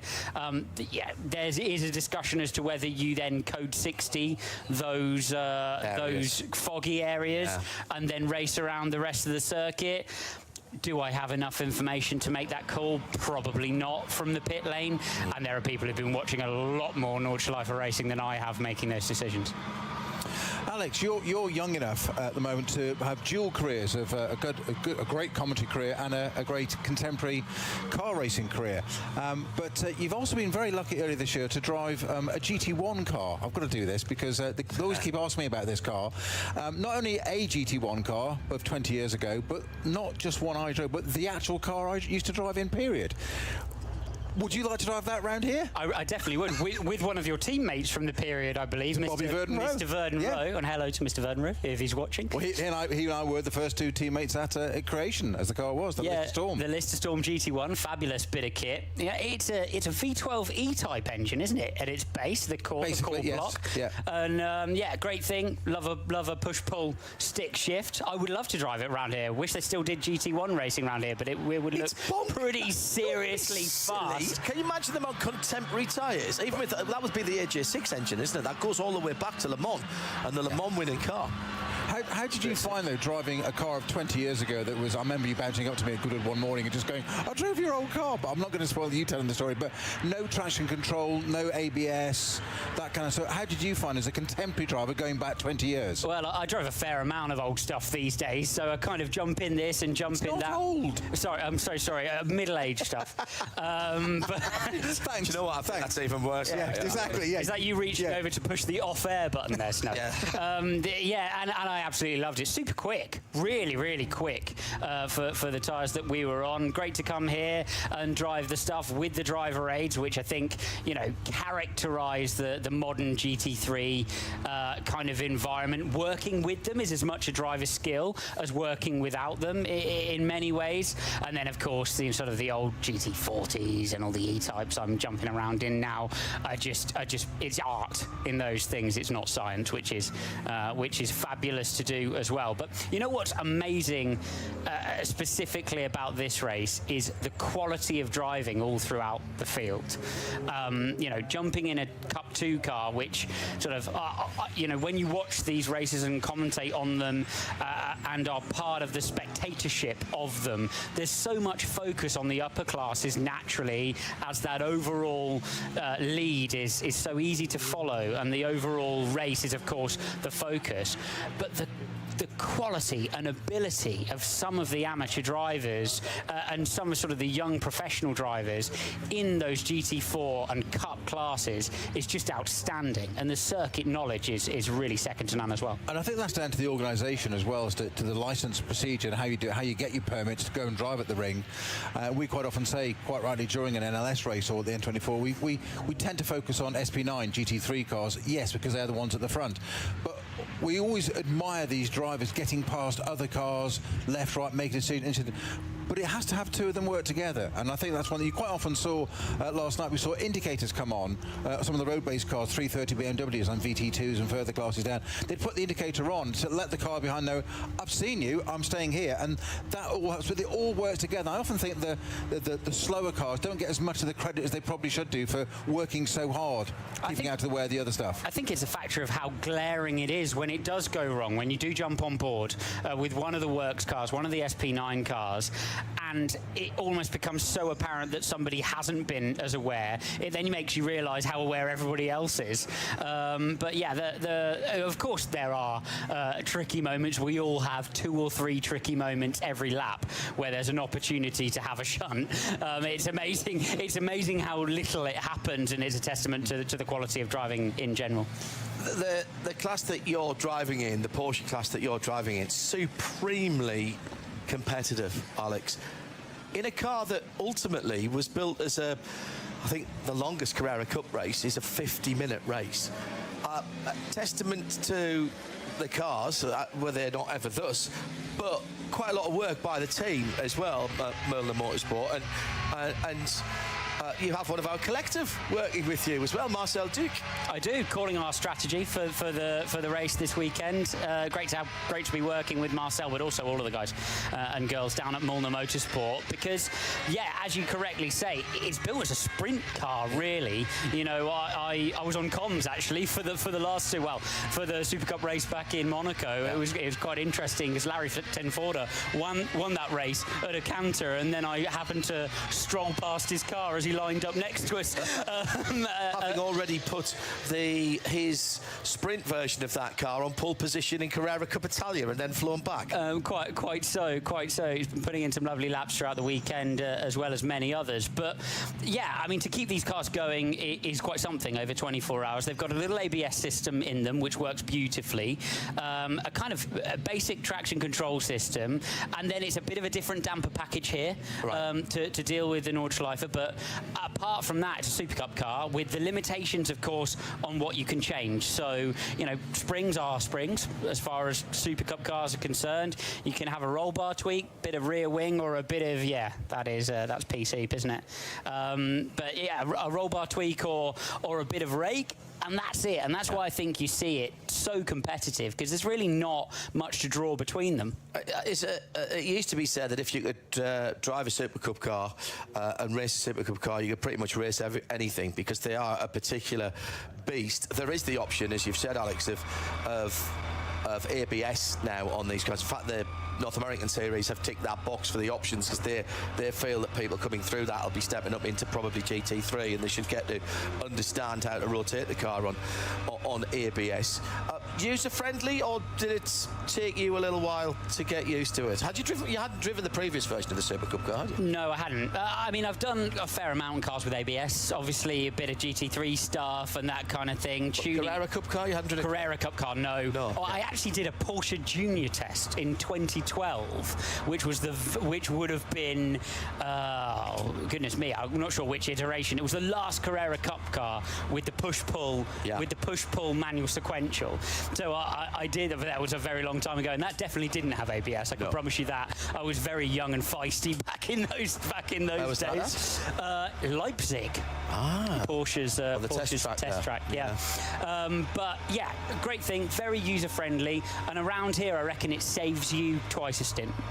Just that last moment where someone ducks out in front of you, and you'd have to give maybe 10 metres, 5 metres in every braking zone with traffic if you didn't have it. When you do have it, all of a sudden it just gives you that bit of control and steer in the braking zone. Does it take away some of the challenge? Yes, it does. Does it take away a lot of potential contact between cars? Yes, it does. Absolutely. Alex Brundle with us for the moment here in the Global Broadcast Centre. We are on lap number 40, or we've completed lap number 47, and we started on lap number 45. The edict from race control was 5 laps behind the safety car, and let's have another look at the weather. If that hasn't improved, the result could be declared at lap 50, so let's keep an eye on what's going on. It's taken about 20 minutes now. We've speeded up a good couple of minutes since the standing start lap for these safety car controlled laps, and we'll keep you abreast of what's going on there. Just a quick final point from me, Alex. You've been a class winner here before with Peter Kate and Jamie Chadwick. She's racing later on today in Indy Next on the streets of Detroit. Peter Kate leading his class at the moment in the BMW, the SP8T. How is it jumping between one class and another, one car and another, when you've got the knowledge of this circuit? Is it more important to have the knowledge of the circuit, more important to have the knowledge of the car? I think it's more important to have the knowledge of the racetrack here. Yeah. The depth of this place. I mean, I'm still learning things. I did a couple of NLS races at the beginning of this year in the Cup car, jumped in very last minute for Molnar Motorsport last year for the 24 hours. And every so often you just catch a curb right and think, oh, wow, I'll do that every lap then. And you imagine, you fast forward yourself another several years of being here, of going through that learning process, and you realise how drivers like Stippler are just so capable around the racetrack, because there's so much experience to be gained around the venue. But I love attacking the racetrack here. I mean, in Quali 2, when you had the sun setting early on in the weekend, track dry conditions, it's such a joy to come and race it. It's just such a shame we've got such tricky conditions for the end of the race. Alex, obviously N24 this weekend should end in a few hours, whatever happens. Yes, pending on that one. But rest of the season, what have you got lined up for the rest of the season, whether it be historic or contemporary? So I'm back for a couple of NLS races. Firstly, on this calendar with Molnar Motorsport in the Cup 2 class through to the end of the year, and then Silverstone Classic. We're running cars with my little historic team, Brundle Motorsport, there. What cars are you running there? Running a Ford Mustang, running an E-Type Jag, and some other bits and bobs just for show. So that'll be great. Very excited, of course, to go back to the Goodwood Revival as I always am, and then the Spa 6 hours back closer to this part of the world with the GT40 as well. So yeah, lots of racing, and of course I'm in the box for F2 and F3 and a bit of F1 TV stuff. Be at Le Mans, very excited with all of that. So busy. Lots of trains, planes, and automobiles. Do you know what home looks like? Can you remember what the colours of the walls are? Yeah, Heathrow Terminal 5 is my address, and I need a post box there. Well, he said hi to your mum and dad for us. Will do. I haven't seen either of them for. Has your dad still got his K1600 BMW? Might do. Still in the garage somewhere. That might have gone by now. I think that. Well, maybe there's a cheap one. Maybe there's a cheap one going. No, it's about the only thing that he and I have got in common. That we both have owned one of those, and that we're both bronzes now as well. Alex, thanks for being with us. So much, good luck for the rest of the season. Keep entertaining us, won't you, with what you're doing on the telly as well. Thanks a lot, guys. Thanks everyone for watching. We're going to swap some commentators out for in a few moments' time, but we've got Joe Bradley going to jump in with Peter Mackay in about 5 minutes. Welcome to the booth. How are you? Pretty good. Could be under better circumstances maybe, but yeah, happy to be here and not too seriously injured from yesterday. Yeah, tell us a little bit about that.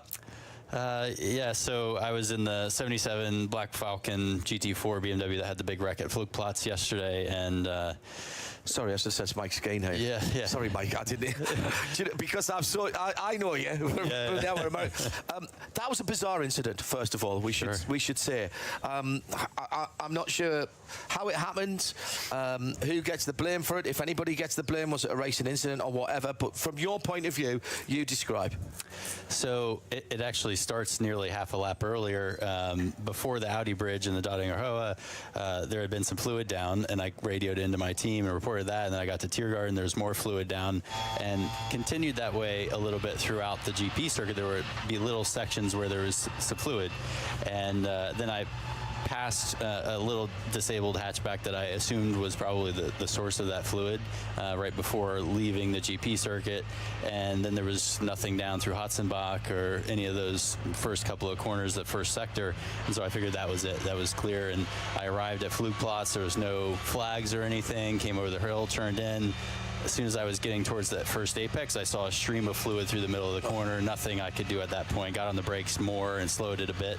But there's about 10 meters of grass before you hit a tire barrier, and so I was immediately into the tire barrier, and your driver door was torn off the car, and so I was sitting there perpendicular to the road, right on the edge of the racetrack, knowing there was fluid down, knowing more was coming. So I was just sitting there, arms across my chest, waiting for the next hit and hoping it wouldn't be through the door or lack thereof. And yeah, so pretty unfortunate. Then obviously you guys have seen the video from that point where the Cayman comes in, hits the tire barrier, hits me. Fortunately, fortunately that hit was more to the front of the car, not directly where I was. Yeah.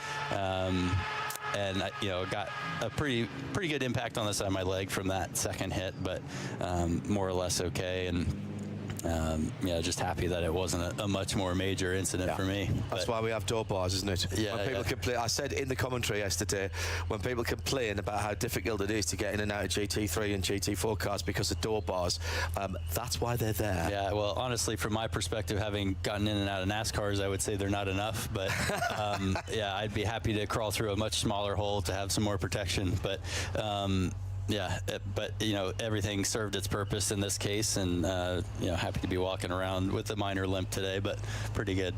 Just bruising though. Yeah, just bruising. Pleased to hear that, mate. Yeah. I was very pleased to see you get out of that car. When I mean, we're not allowed to have favourites, of course we're not. But when it's somebody that we've known you for quite a long time and talked about your racing, and when I realised what car it was, because I couldn't see to start with, and when I realised what car it was, and I saw it was you in the car, I was like, oh, come on, mate, get out of the car, get out of the car. And then when I saw you at the side of the track. Just a racing incident. I mean, Harley got on the same bit of oil you did. I maybe thought he'd come in a bit fast, but I judged him. I know him as well, young lad. Maybe I judged him a little bit harshly. There were single yellows out when you went in, and the double yellows came out when he went in. Yeah, I mean, it's all hindsight's 2020, right? Sure is. Yeah, there were a couple other cars that did make it through there safely after my incident before he did, and so maybe he could have slowed more and, whatever. But yeah, there was a single yellow. It would have been nice, I think, if there had been a double yellow immediately, to really slow it down and get people's attention. Because I think around here, when you have kind of 3 stages of slowing down from single yellow to double yellow to code 60, that everybody's mindset is, okay, a single yellow is not a big deal. I'm not slowing down. And you drivers. Yeah. And so, I think too much, people are leaving that amount of risk out there. And to be honest, I don't know what the procedure is from the marshal point of view, if they have to throw a single before they can throw a double to back up the process. Got you. And so I, would love to have that conversation and learn more and see if we can improve the standard here, about how quickly things can then escalation to, notify the drivers. But also I think especially about fluid in particular, because it's so hard with so many blind corners and fast, high commitment corners around here. If there's fluid on the track, there has to be something immediately notifying the drivers. And when there had been several minutes of notification, from me to the team and the team to the organizers that there was fluid on track, I think there needs to be some sort of special signal given to all marshals, like an alert to say, hey, look for fluid. Somebody is putting it down. We don't know where it's from, so pay attention to cars that might be losing fluid. Good point. Good point. Joe Bradley's joined us in the booth. Joe. Thank you, guys. Mike, I think coming here, drivers have to lose their imagination in some way. That shouldn't have nothing whatsoever to do with you. Has that changed your attitude to coming here for this race? No, yeah, I mean, that's a driver for you, isn't it? Yeah, I mean, if the conditions were all good and there was an opportunity to race today, I might get in the car if you asked me to be honest. Yeah, I'm a little sore, but I might still do it. But yeah, I think that's kind of always the case, no matter the track, but especially a place like this where you have to be fully committed to what you're doing, and not really take into account the risk. He didn't surprise me at all with that answer. No. They're wired differently, Joe. Yeah, I know they are. Yeah. The drivers are just wired differently. What's next for you? Off to Mid-Ohio next weekend? No, next week I'll be at Montreal doing some coaching for the Porsche Carrera Cup Series. Right, yeah. And I've got to call that as well, yeah. Next race for me will be Watkins Glen in the GTD car. And we'll see you there. Yep. We'll see you there. Did you see anything of Detroit last night? I saw a few minutes of the highlights. I didn't get to watch the end of the race yet, but interesting. Yeah, I saw with the 2 pro classes on the streets. I saw a few incidents that looked a little interesting, like as you say. There were 1 or 2 optimistic lunges, I think. Yeah, of course, a short, tight track like that with kind of limited passing zones, you have to take anything that's a whisper of an opportunity. But yeah. Mike's game with us in the Global Broadcast Centre. Mike, we'll see you at Watkins Glen for the sailing 6 hours in the GTD car. Good to see you, mate. Sounds good. Get well Likewise. soon. Travel well. Thank you. Joe Bradley has just joined us. Good opportunity while we're still on behind the safety car. Just if you are just joining us, safety car laps at the moment to see if the conditions improve.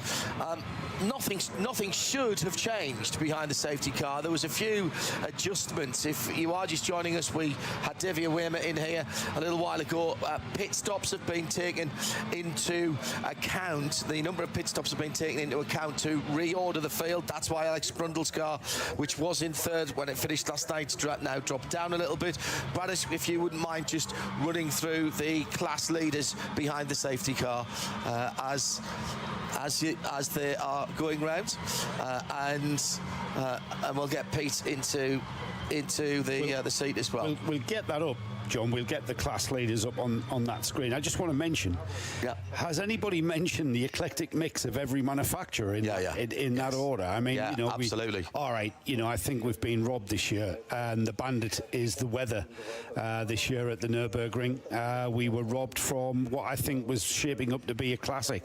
I mean, the start of the race was just absolutely phenomenal, and it was going to be that way, I think, all the way through the night. The weather was going to keep changing, and we were going to see, I think, one of the Nürburgring classics. And considering the weather was going to play a massive part in that, I still feel robbed Saturday this morning.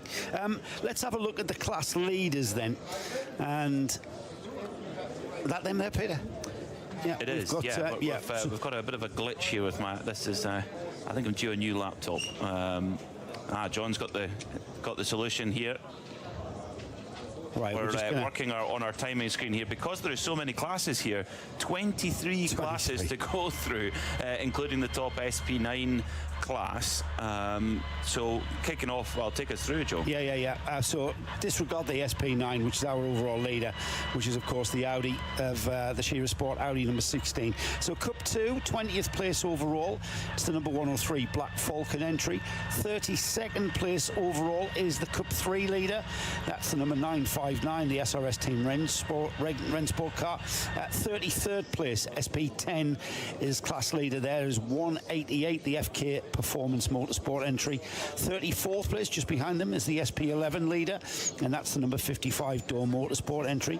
Cherney Motorsports car 145, they're leading SP8T, and they're in 37th place overall.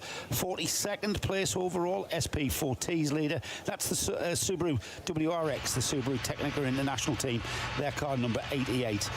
First of the TCRs, they're in 43rd place overall, and that's the number 831, the Hyundai Elantra.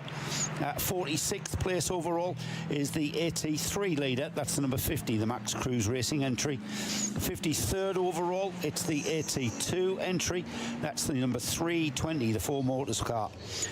The first of the BMW M240i class entries is the number 650 Adrenaline Motorsports BMW. They're 55th overall in that one. 57th overall is the V6 leader. That's car 416. If I just say the car number, it means we haven't got any team names. That's just a band of mates getting together and putting a car into this race. It's quite a common thing, that. 63rd team name, though, wouldn't you? You know what? Every time I've said that over the course of this race, I've said, why didn't they just think of a name? There's so many things. I mean, hang on. After I've done this rundown, let's talk about what our team name would be. All right. This 3-driver lineup, Hindhoff. Yeah. He's a superstar, obviously. Then we've got Mackay. He's good on the muddy bits. Yeah. And then there's me. I'm the smooth one. Anyways, in more ways than team one. Manager. 63rd overall is SP7. That's the number 80, the Plus Line Racing team. SPX is all the way down in 68th. That's the Glickenhaus 706.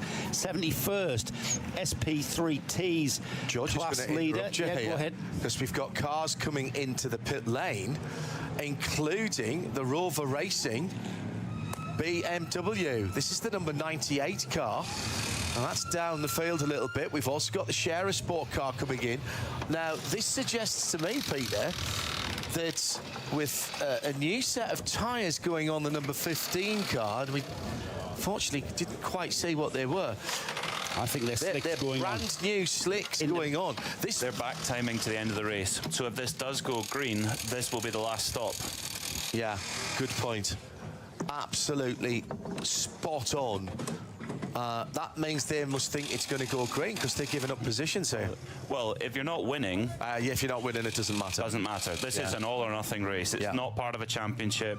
It is a one-off event. So, and winning this prize is so important to all these teams, drivers, manufacturers, the lot. So you've got to roll the dice. I think this makes a lot of sense for the 98 Rover BMW, which came into there. One of the will be the 15 Scherer Sport Audi, also pitted there too. And that Frickadelli Ferrari came in, did it? No, they were preparing to. Nico Veroni had his helmet on. The line speed number 24 Porsche also came in.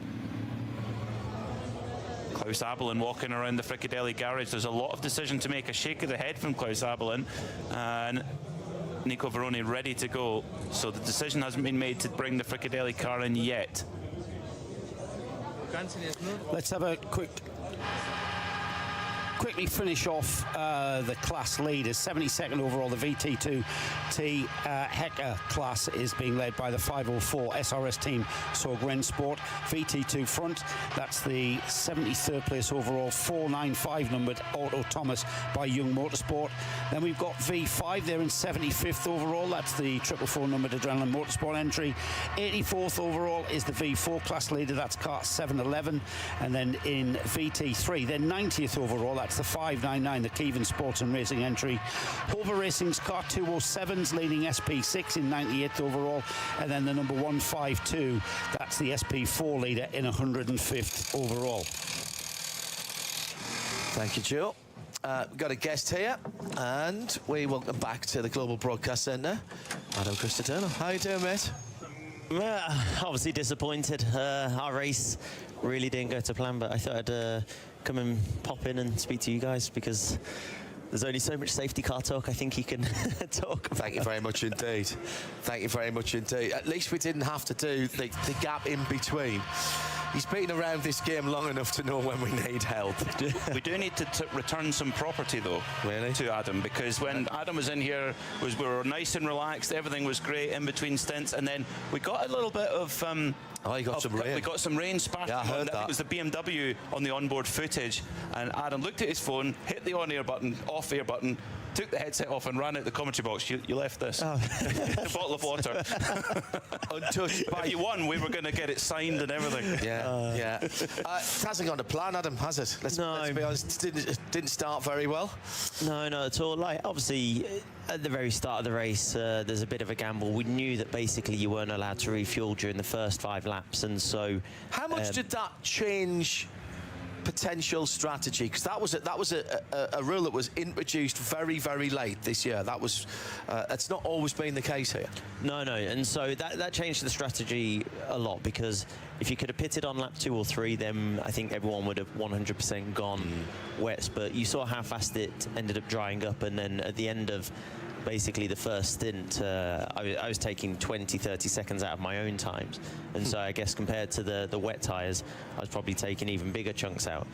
Sadly, we could have done with the 5-lap rule being 6 or 7 laps, because that would have really played into us. It just took one too many laps for it to dry out, so we just ended up losing a little bit too much time there. But it was a gamble that we took. I guess in hindsight, maybe we should have split the strategy between the 2 cars. But it is, I guess, we learn from it, and maybe next year that's what we'll do. So anyway, but like as you said, it hasn't gone to plan.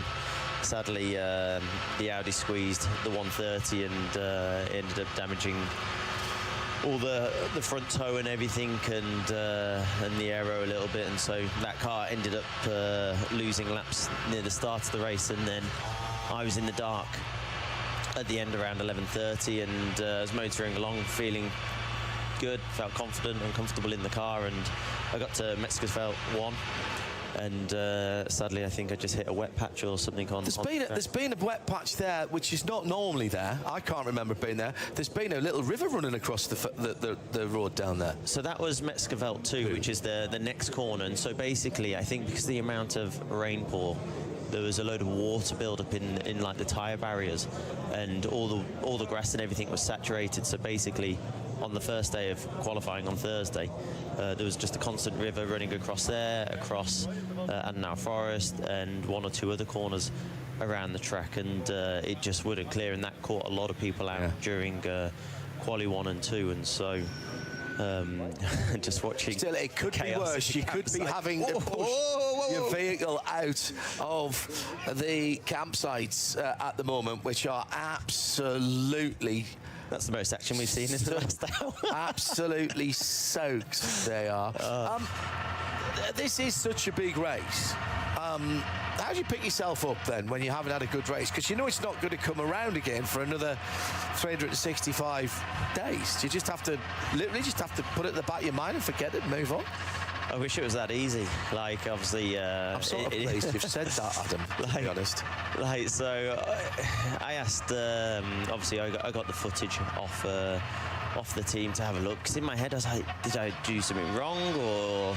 And so I've watched it a few times. We've looked at the data, and my speed wasn't really any different to the lap before. And so...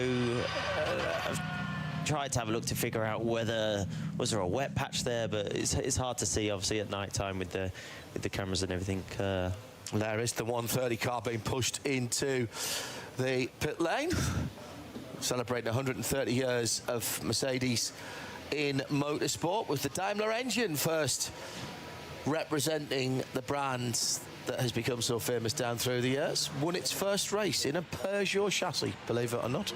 Really? I looked it up.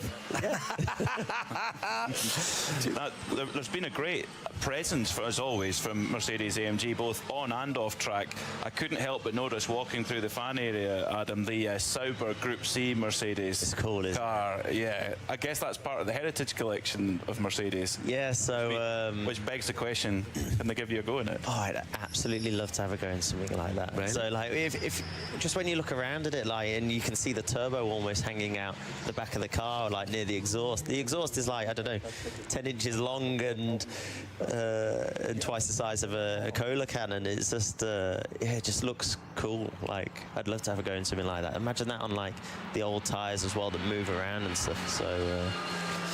Yeah, you're braver than we are. I'll tell you like, that. To be honest, like, so some of the historic cars, I've driven a few, and honestly, when you end up having to go in them, they are so much fun, and you can't help but smile because they move on the tyres. Yeah. It's very raw. There's no ABS, no electronics. It's it doesn't get any more raw than that, and so they are always a lot of fun to drive.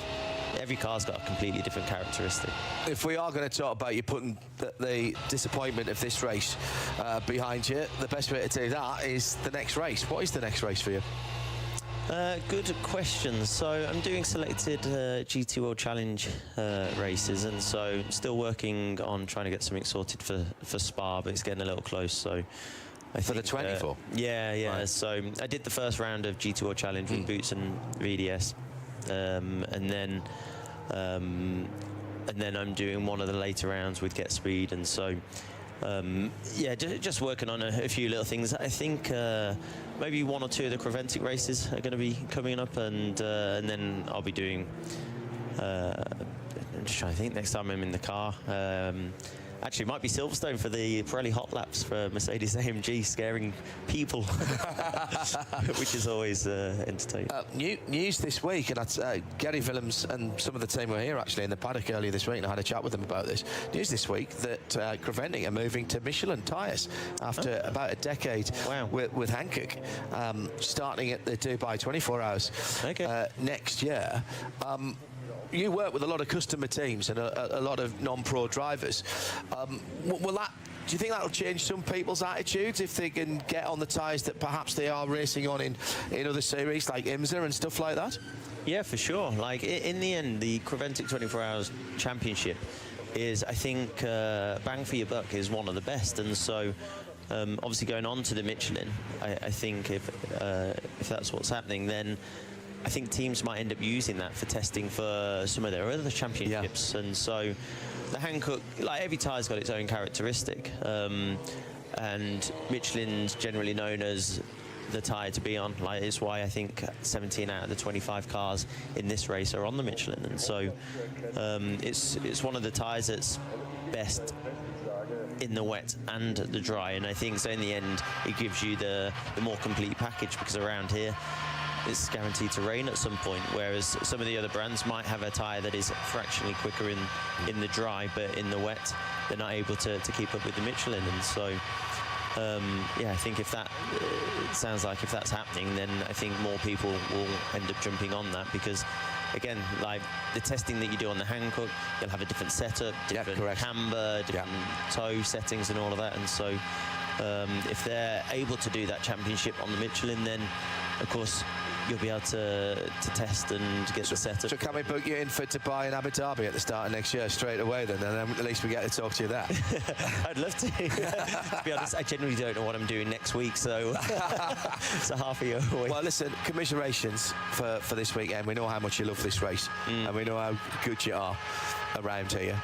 It's been your second home for a little while, and you really know this place like the back. Oh, he has actually got it tattooed on the back of his hand. No, give our best to the team. It's always been entertainment, and they've down the years they've treated us very, very well. I had a long chat with Stefan Vendel actually earlier the week, and you'll hear that about AMG, about the 130, and about the near future as well, and what Mercedes are doing and AMG are doing to get back into the higher echelons of ACO competition, shall I say. I won't spoil that, but we'll be playing that in the lead up to Le Mans Test Day in Le Mans, which of course is next weekend, and the weekend after, because that's still one on my bucket list for Le Mans. Yeah, like GT3 race now, Adam.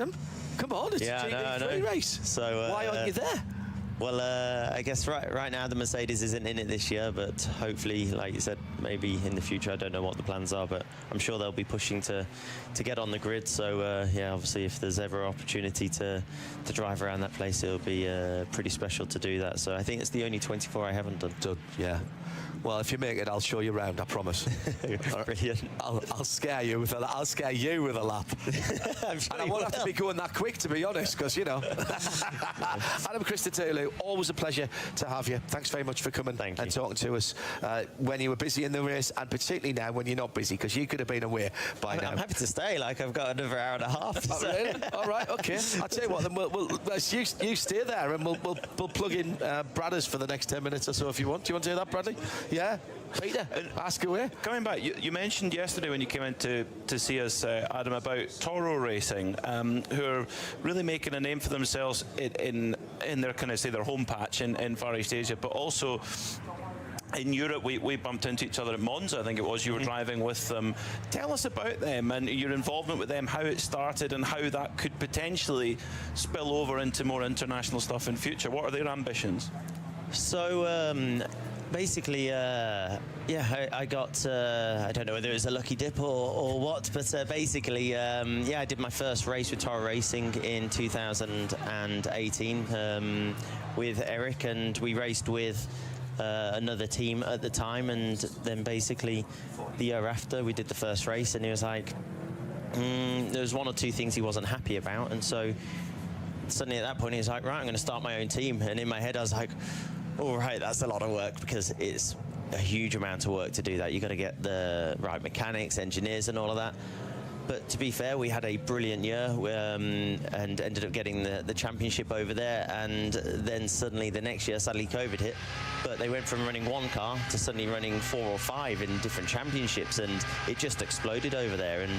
And they did a brilliant job just putting everything together with a lot of success. And suddenly they were high in demand and one of the teams to be with over there. And so I was very fortunate to be a part of the start of that journey, and then obviously COVID hit, which made it difficult to get over there. But it was great last year being able to race with them again, and actually this time our side of the world. So we ended up doing the Spa 12 hours, which we ended up winning in class, and then we went to Monza, and sadly we had 1 or 2 little issues with tyre punctures there, and just because of the temperature, and it seemed to be a challenge for a lot of the cars and teams during that race. But yeah, it's one of those. Then he invited me to go and do Macau with them last year in the Lotus, and so yeah, they've got a handful of different cars, different brands, and they're doing different championships. And yeah, so I got to experience my first Macau race with them last year, which was as brilliant as it was absolutely terrifying. That the middle sector 2 and 3 was, to me, it's scarier than this place. That was going to be my next question. How would you compare those two? Everyone talks about how narrow it is around the Nürburgring, but Macau, it's just something different. Yeah, so like the thing is here, it's narrow here, but well, it's mad saying this. At least you've got a metre of grass on each side of the tarmac. Not that you ever want to use that. I was going to say, you've got a bit of grass here, haven't you? You haven't got anything at Macau. But the difference is, like, so, okay, and the grass does actually make a difference because it means that the barrier's a little bit further away, and so the corner's a little less blind, whereas at Macau, the barrier is the height off the cars, and so almost every corner is blind, and there's 3 sections of the track which go left-right, and they all look a little too similar. and so it's something that you don't realise until you actually get there. And they've all got a slightly different ending, and so, of course, you don't want to, one, obviously you don't want to lose time, but 2, you don't want to try and gain too much time and obviously glance the barriers, and so... Which is kind of in complete contrast to what you were telling us last night. You caused quite a stir, actually, Adam, with your insight, your magnificent insight as to just how hard you have to drive here. So discretion being the better part of valour is what you're saying at Macau, whereas this place, you can give it all the way to the, you know, optimise every braking, every turn in it, etc. Yeah, so, like, the thing is, like, I know this track inside out, and so... except where the wet patches are, unfortunately. And so, whereas obviously Macau was new to me, so I did my bit of sim work before in preparation for it, just to get my bearings of the direction of the circuit. But suddenly, obviously, you get to the track, and obviously fear factor becomes a part of it, and survival instinct. Whereas on the sim, obviously, if it goes wrong, you press reset and off you go again. And so there's a massive difference, though, isn't it, when, you know, if you push a little bit too much, you put a wheel over a curb, you pick up a little bit of grass. Macau, the margin of error is 0, isn't it? Yeah, there are no curbs there. Yeah. The curbs are, well, the track limits are the metal barriers, and so and again, going back to like the point of view, like, you can't see around half of these corners just because of the barriers are in the way, so almost every corner is blind. And so my plan was in testing there, I ended up going second quickest. So during qualifying, my teammate got to go first, I got to go second, and my plan was, right, I'm just going to hang on to him for dear life, because he put it on pole position there the last 2 years and won the last 2 years racing round. Was that Marcello? No, so this is in GT4, so it's LKL, okay. A Chinese driver, and so that was basically my strategy anyway. Yeah, he just shot off straight away, and I wasn't able to stick with him, but it went red right on the last corner, so we both ended up peeling into the pit lane. And then I was like, right, okay, I get another shot at this, and so, but this time we had to start from the middle of the pit lane because that's where our pit box was. And so for the first lap, we were both trying to duck and dive to get through the traffic to try and get a clear gap, because that's the thing about Macau, you need obviously clear space, because if you get held up, it's almost impossible to overtake in the middle section, because some parts just aren't 2 cars wide. A few pit callers coming in here now. This is at the end of the 4th safety car lap, so we have a maximum of 1 more before a decision has to be made. Yes, do we go racing or no? Fricadelli Ferrari are in. Luca Ludwig is going to hand over to Nico Verone. The number 6 Advan Mercedes is in as well. The number 3 Bilstein Mercedes in. What's the theory here, do you think, Adam, from a strategical point of view, given everything that's involved? What are they trying to play here, do you think? So they've obviously realised that the track is a lot drier than earlier, and I guess they're looking at the weather forecast that it's not going to rain anymore. So they just basically, a bit like the first stint, they've got to be on the slick tyre, because as soon as it starts drying, that wet tyre is going to overheat. But this is going to be a massive advantage for the guys that pitted the lap before, because they'll be able to catch up the train of the safety car. But saying that, obviously, you're going to have potentially 100+ cars in between you. But they'll cut through, I guess, the smaller cars quite quick, and anyone that's pitted in now is going to be at the back of that train, so that's already a few positions gained. So it's, yeah, if it does go green, you're going to want to make sure you are on the correct tyre, which is probably the slick tyre right now. And isn't this going to disadvantage massively the leader, who's got everything to lose? Well, yeah. We go green. This is a little bit, I guess, like the Verstappen and Hamilton situation. Yeah, Abu Dhabi. A few years ago, where do you stay out and hope that it stays safety car all the way to the end and you've made the right decision, or yeah, do you take the risk? And the thing is, the guys that aren't on the podium, they may as well take the risk, because it's just a one-off race, and so that's exactly what we're seeing, aren't we? It's worth doing if you're behind the leader. The only person who can't really do that is the leader. I guess what they have to hope is that all the little cars decide to make the same decision and all peel in so that there's less cars in between them and the leaders, because it's one of those, let's say it goes green for the last 2 laps. If you're on wets, you stay on wets, and you just, I guess you scream in the car and try and pedal home as fast as you can. And then the guys on the slicks are obviously going to be trying to cut through the traffic, and it's going to be difficult for them to overtake during any wet patches of the circuit. But you should be able to power past the smaller cars on the straight. Is there an element, Adam, because there's 1 or 2 cars, the 98 Rover car, the 15 Audi Scherer Sport car, that went from, they had dry tyres on already, they just put a new dry on and put in some fuel. Is there an element that they might be back timing to the race, end of the race, do you think? Well, so when did the race restart? I guess it started... They've done 4 laps under the safety car now. So 4 laps behind safety car is probably 2 laps worth of fuel.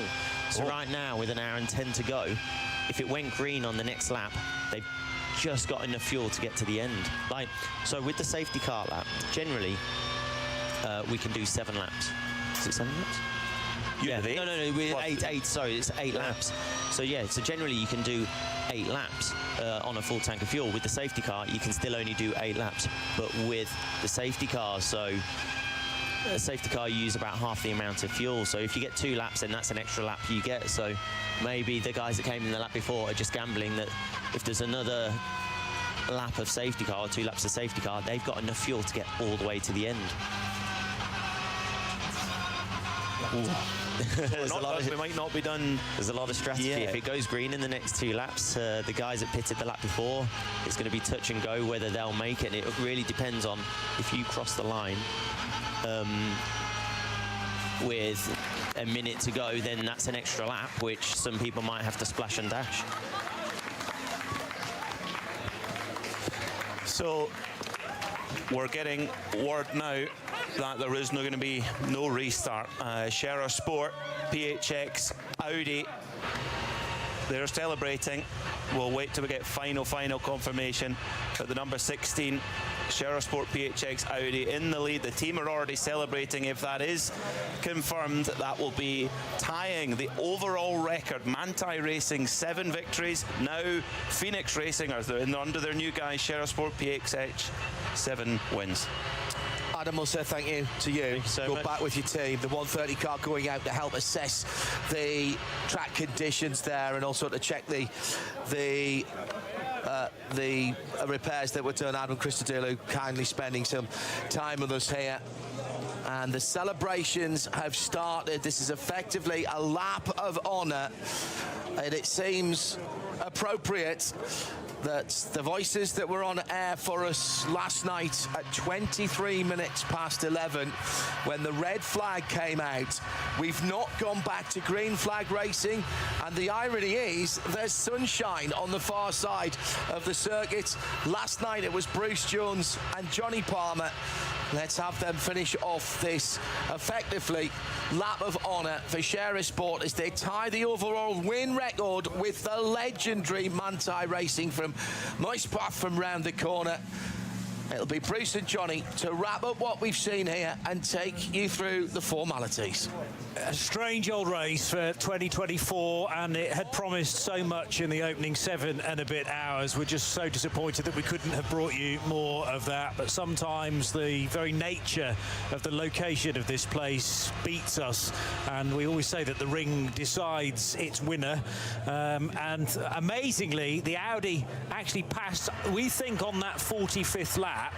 That was that incredible overtake on the Dottinger Hoor into Antonius Bucher. Really good slipstream on the BMW, and it was Christopher Mies who got the Audi into that position, as all of a sudden the acknowledgement from the RMG BMW drivers that a race that they could very, very well have won across the 24 hours. They had a pacey car, it had taken pole position. Yes, it's going to be a podium finish, but only third. Oh yeah, really tricky, but for Frank Stipper and Chris Mies, that's their third win each in the Nürburgring 24 hours, and at that one they'll go, it was an odd one, but we'll take it. But it does come down so much to that move in the thickening fog last night at just after 11 o'clock when Mies just stuck the nose, the 16 Audi, into the front. So I reckon then we had 7:23 last night. We've had an hour and 23 now, so that's 46, 8:46 as it stands, and coming to the line. So this will be the shortest 24-hour race. What was it? Was 9 hours, and in 2021 it was just over 9 hours, wasn't it? So I think we're going to be under that. The clock has run for the whole 24 hours. We should make that point, JP. Yes. But in terms of race time, there's quite a few people got rule books out down in the pit lane at the moment. Well, I must confess, when Davey Uema came into the box and brought his box of tricks explaining the official explanation about why the cars were sort of juggled around in the order, I had to read it 3 times before it was entirely clear. Maybe that's my fading capabilities. But yeah, there are so many ways you could look at this race. But, you know, sometimes the teams that have the most experience, and there we are, as Peter Mackay was saying, 7th win for Shearer Sport, well, the team that came from Phoenix. And that experience counts for so much. And you really feel for Team RMG losing what could have been victory for them. And confirmation of the provisional race results then, as they are coming round for the final lap. Johnny Palmer, a disappointment in terms of what we had in that first 7 hours and 23 minutes, which was absolutely visually stunning.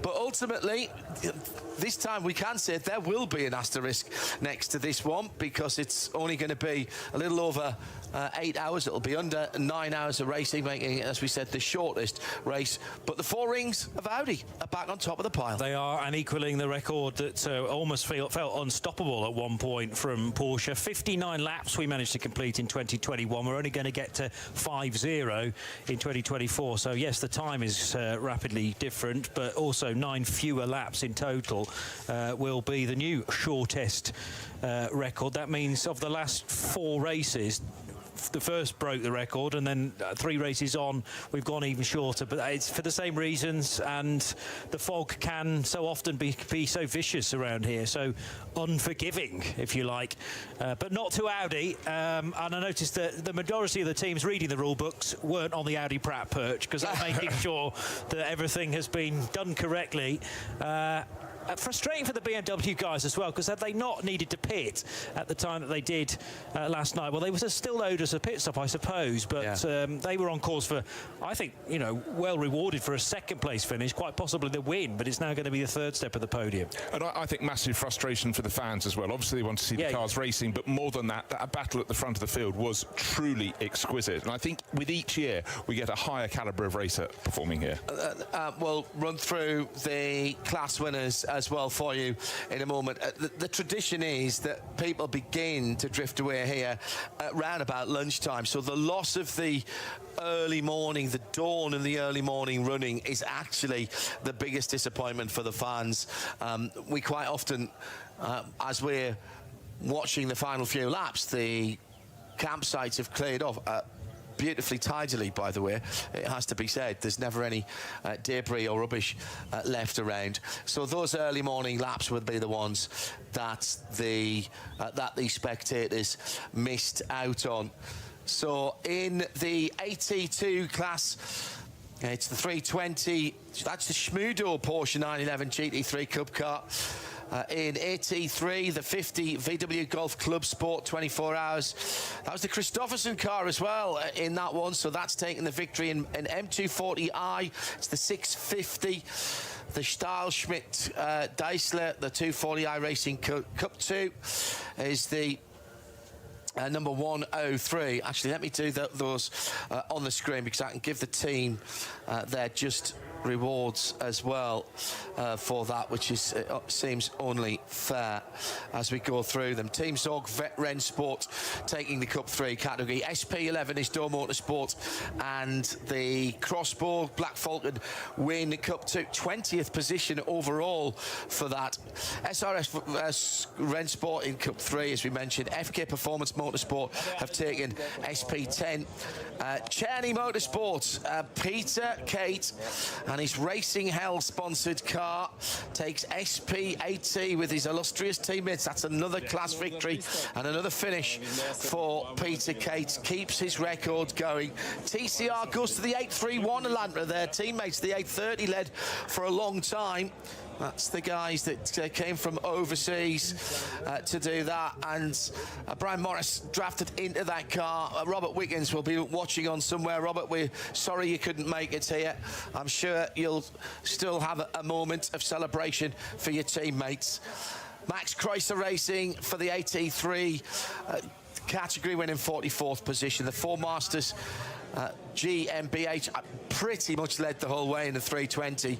That is the AT2 winner in 51st position. Subaru win SP40 again with the number 88. The 240i class was Adrenaline Motorsport Team Manhattan, Wales. The Plus Line Racing Team SP7 number 80 car was in 61st overall. V6, the number 416 taking that. Glickenhaus down in 67th after their problems. A planned engine change didn't really go to plan, to be honest. They had problems and that car was in the early part of the race and never recovered its positions. Yes, they've won SPS, they don't care about that. As Jim said, we want to be up there bothering the GT3s. Bulldog Racing brought the Works Mini Cooper John Cooper Works car rather to 72nd position and win SP3T. VT2 rear SRS Team Zorg Rennsport, the BMW number 405. Auto Thomas by Young Motorsport with the front wheel drive winners in VT2 in 74th position.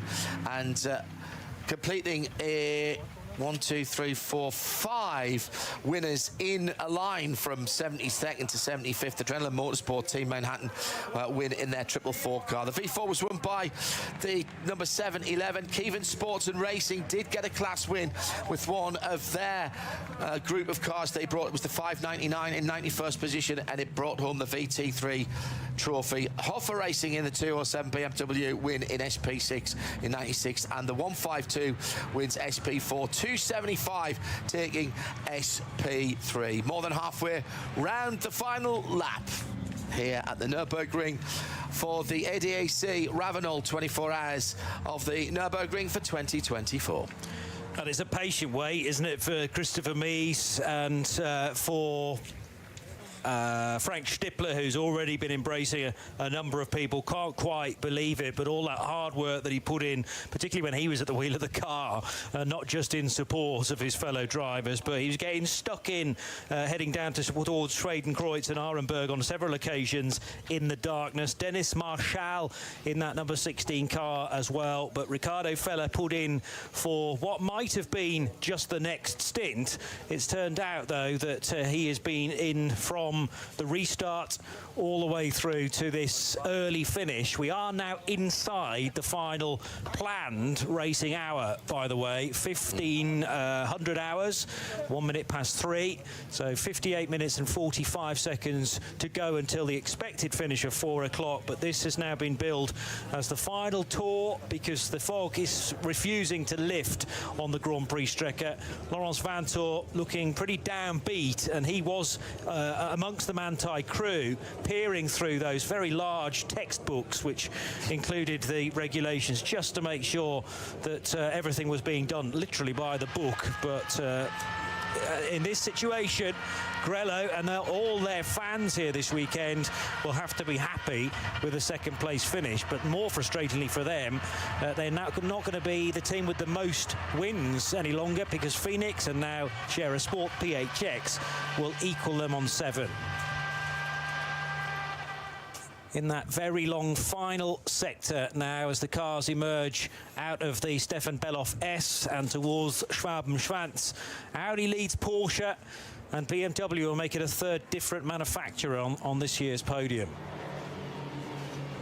I mean, almost more to the point, Johnny, is the fact we've got 5 different manufacturers in the top 5 positions. So that is quite remarkable. I mean, what this race could have gone towards had we had full running, nobody will know, but we know it was fantastic while it lasted until 23 last night. And that would have been 6 had the number 1 Frickadelli car not pulled into the pits at the start of the final lap, as Nico Varone realised that they weren't going to restart, and I think just pulled the car in. Actually, no, it's gone back out again. I lie. So maybe there was some confusion about whether they would be able to get that. In terms of the fastest lap of the race, I think that was Luca Ludwig's, wasn't it? At the 8:12.460 in the Frickadelli car. And was it Ludwig who did that lap? In the car was it Kylvitz. Did the 8:12, but it was certainly the Frickadelli did the fastest race lap. It also did the fastest qualifying lap in the... It was Nico Varone. It was Nico. It was Nico Varone. I think that's who... Was that not... It was in the car now. I don't think... maybe it was Nico. No, maybe it was Nico. I think it was Nico Varone. Yes. I'm sure I've seen it up there. Obviously, nothing has been done on the Sunday in terms of race speed. Yeah. And they put the fastest lap in the first qualifying, first of the top qualifyings as well, only by 3/1000ths of a second. So still plenty of performance from the 296. So the results provisional, the formalities will get underway. The checkered flag is in hand. Down at ground level, unusually here. I wonder if that's because they're worried that if they have to look up, they won't see it. No, that's not a joke. I think that's absolutely the case. Absolutely, thank you. Yeah, but it is, as soon as you start getting off the ground, the visibility is notably worse. So there is a checkered flag. Oh, and there's a bit of RG down there. Firm instruction, I would wager. Which one are we giving it to? The 33 car. The 33 car, that's the one that gets it first, isn't it? No, it's not. Certainly not. It's the 16. I mean, it's almost akin to how a race at Le Mans, very spaced out, has been flagged. But then remember that we had that LMP2 fight, the line, which nearly cleaned out the flag waiver. So sensibly, it's still being done within the concrete wall overlap, but yes, at ground level. And that will make the photographs all the more evocative, I would say, as the 16 car comes across the line. They're at now Tiergarten and Hohenrhein, and will up the pace with rain in the air now as well, and this steady fog. But the checkered flag for the 7th time in the history of this race will go to Audi and to Share a Sport PHX, following the 6 wins previously for Phoenix Racing. We now have a tie at the top of the shot for the most wins between Manthey and Phoenix Racing, and it is Frank Stippler, the 49-year-old from Bad Munster Rifle, the 34-year-old Christopher Mies, Ricardo Feller, the 23-year-old from Switzerland, and Dennis Marshall in only his 3rd ever Nürburgring 24 hours. He's done them all for Audi to date, and it's 3rd time lucky then for the German driver. A terrific lineup. I'd love to go back to see precisely who's done most of the driving. It feels like Feller and Stippler principally, although Christopher Mies did some absolutely killer overtakes at about 10:30, 11 o'clock last night, Bruce Jones. He did, and with all of that, I keep thinking, you know, Audi, of course, are now moving their attentions elsewhere, and Share a Sport PHX, not even sure what manufacturer they'll be running with next year. So I think this makes it all the sweeter. Whether they can repeat it with another manufacturer, who knows? For the Grello crew, second overall for Manthey EMA, but their shoulders are down rather than up. That was one they felt, of course, they had the moment where they went out, put the wrong set of tyres on, went out and lost about 30 seconds, put that back into the mix. And certainly Laurens Vanthoor did a fantastic job trying to stay on the island, but he was losing time hand over fist. Ifs and buts and maybes. It's a 24-hour race, but that could have been a whole lot closer. And the real look of disconsolation from the four drivers at Manthey. Of course, still Kevin Estre driving round, and we'll have to do the debrief fairly shortly. But Thomas Preining, I noticed, was just staring at the screens thinking, what more could we have done? Because they weren't in necessarily the phase of thinking about winning the race. Nobody was at that time of night. That's a good point. And you're planning for much further on in the future, and in the end it's called at barely 1/3 distance. So Laurens Vanthoor, this will be the one that got away for him as well. Ayhancan Guven, I've been massively impressed with, in actual fact, relatively inexperienced at this event, but he's found a home certainly with him with Manthey for the future. The two drivers in the top class who have caught my eye, Chan Guven, absolutely, and Nico Varron. Nico, let's not forget that this is his first time here, and we heard what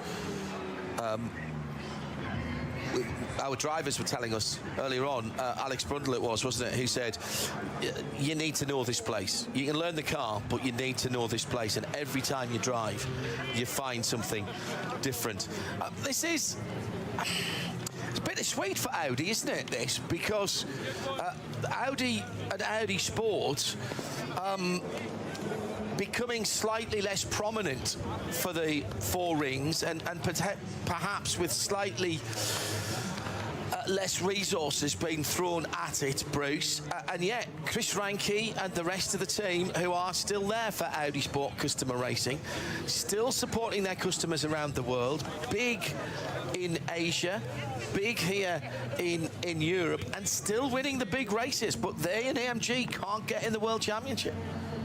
It's an oddity. You know, motor racing is a cyclical game, and when you have fast growth, and particularly the way the World Endurance Championship has been structured, if you're not playing in a prototype, we're not having you effectively running GT3 cars, but it seems weird, it seems extraordinary not to have Audi and Mercedes there, but maybe they can find a way around it. But for Shearer Sport PHX, the gang, the two teams combined, Shearer Sport and Phoenix Racing, with so much an illustrious history here, you know, I think they would have felt, well, we've got to give it one final lick, but what are we going to do next year? Now, at least they can celebrate for 12 months because they landed the big one. Possibly the last time of asking with this manufacturer, but you take what you can, and I'd say Chris Meese deserves an enormous pat on the back because he was the one that really propelled them to the front, just as the fog was starting to drop over the circuit. And for me, the memory of this race will be the battle between him and Dan Harper in the number 72 RMG BMW. That was fabulous. And don't forget, Johnny, that brilliant opening stint of the race between Kevin Estre in the Grello Porsche and Augusto Farfus, who just rolls back the years in one of the two BMWs. It was brilliant. Yeah, exactly, and that's why we wanted so much more of it. And for Audi, they won't mind at all, having won 4 of the last 8 races, in fact. So they've been the ones. I know Manthey had that long run where they could not be knocked off the perch, but Audi have spent a significant portion of the last few years catching them up. And it was one of those years where actually, given the right hand of cards, then we could have had one of 6 different manufacturers winning this race. There were plenty others that were yet to fully show what they could really display. And again, Mercedes might be mightily frustrated because although they hadn't got any cars particularly well placed in top qualifying coming into the weekend, they needed to do all the hard work on site across the 4 days, and it felt again like they might get one of their cars onto the podium, but just ran out of time. It didn't help, of course, with the damage of the 130 that got the sandwich on the Dottinger Hohe, and the number 3 car, whatever was going on with Arjun Maini, was swallowed up by the rest of the field. But the number 4 was certainly looking good as we reach the 1/3 distance. So many teams and drivers will be thinking, how on earth have we come away with a pretty average result, to be honest? And Audi, well, yes, bittersweet indeed, but they'll also be thinking we've been a bit lucky this weekend as well. We had a strong car, no doubt about it. In fact, 2 strong cars, but the 15 was involved in the hit as well when Fella was at the wheel, and those 3 cars were side by side under the bridge at Antonius Bucher. And car 16 just about in the right place at the right time. The rest of the subcategories now heading across the line. This phase of the race traditionally takes another 20-odd minutes to get everyone safely across the line. Yeah, it's just extraordinary. You think the cars must have been loaded back into the transporters by now, but such is the pace, or the lack of pace, as they circle around the circuit. And one car that still catches the eye, Dacia last year, atomised, back this year with a car that is a firm fan favourite with a Renault turbo engine on board at the front end, and that has is one that, you know, this race has to have a few peculiarities. That's it. It started the race, and hey presto, finished the race as well. About 14 hours of the race, of course, went missing. However, it's here, and I'm sure there will be another form of it again next year. But to the winner, the second place and the third place cars, well done. The luck went your way, all of you in turn. The Shearer Sport PHX number 16 Audi, the number 911 Grello, the Manthey EMA Porsche, and the 72 BMW Team RMG BMW. They all showed race-winning pace. I also quite fancied the rise, you were touching on it there, about the best of the Mercedes, the number 4 entry that was going really well, particularly with Danny Juncadella on board last night. That could definitely have got in the mix come the end of the race had we had the racing all through the 24 hours. Cup 2, they're occupying 20th position down at 26. That's the top 7 effectively together, but they were all grouped together to be reformed at the front of that second group. But Black Falcon win from another Shearer Sport PHX car, so Shearer on another podium in the second fastest class effectively for Porsche Carrera Cup cars. So Gabriele Piana brings the winning car number 103 for Black Falcon over the line, and sharing the victory with Mustafa Mehmet Kaya, Tim Scheerbart and Mike Stursberg, and the 116 in second place for Dylan Pereira. Larry Ten Voorde, who's already been a winner this weekend in the Carrera Cup Italia around the very narrow confines of Imola. In fact, he pretty much topped every single session, including taking pole position and then the race win on Saturday. His second race of the weekend was due to start, I think, at midday Central European summertime, so we may well even have a result for that now as well, assuming he got back in time for it. Thomas Kiefer and Krista Jørns will share the Shearer Sport PHX second place in Cup 2, and car number 121 for Kay Kramer Racing completing the podium, Michele Di Martino, Christopher Brook, Fidel Leib and Moritz Oberheim, who brings that car across the line. The BMW trio from Team RMG offering their thoughts after a race again that they could, on paper, certainly have won. Was stand out in the top qualifying session, and Dan Harper even had the indecency to pit at the end of the formation lap to get a correct set of tyres, and then his run through the order was just stupendous. To be able to be running at such close quarters with fellow SB9 cars, absolutely no contact, and he got back up to something like 4th or maybe even 3rd after 4 or 5 laps. And then moments later, it was extraordinary. He got out of the car, and almost as if by magic, he was up in the commentary box with us, looking cool, calm, collected. You know, he's not one for the future, he's one for now. And again, Max Hesse, just a brilliant lap to take pole position. And the taller figure of Charles Weerts, not accustomed to racing with them, but obviously having moved across to racing BMWs, he put in a very impressive stint as well. See great things from him in the GT World Challenge in endurance. But again, mixing these young drivers around, and of course Neil Verhagen, who was with Hesse and Harper the last 3 seasons, he's now racing more in the States.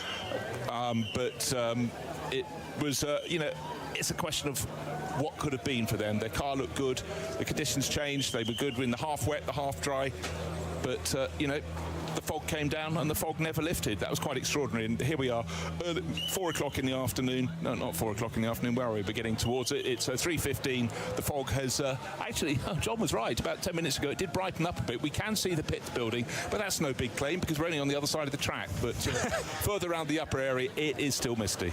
Yeah, looking beyond the Rhineland Tower, I still can't see the entry onto Hatzenbach, which loops off the Grand Prix track just before the Hyundai Sunday hairpin, and that's another key section. It's so fast along Hatton back, you don't get any time to react at all. They're blind bends as it is, so then you confine or shorten the range of visibility, and can only be one decision made there. So they're third placed drivers from BMW number 72 now heading forward to embrace and have a photograph on the nose of the M4. Dan Harper, Max Hesse, Charles Weerts. They started the race from pole position, took the Glickenhaus trophy for being top of the shop in top qualifying 2, and it's a third place finish for that trio. They are forcing smiles just about. I think given a few days, given some time to reflect, this is another step forward for this programme, no longer known as the BMW Junior Team entry. But, you know, if it's going to be incremental steps, then they may well look back once they win this race to 2024 when they manage to finish third.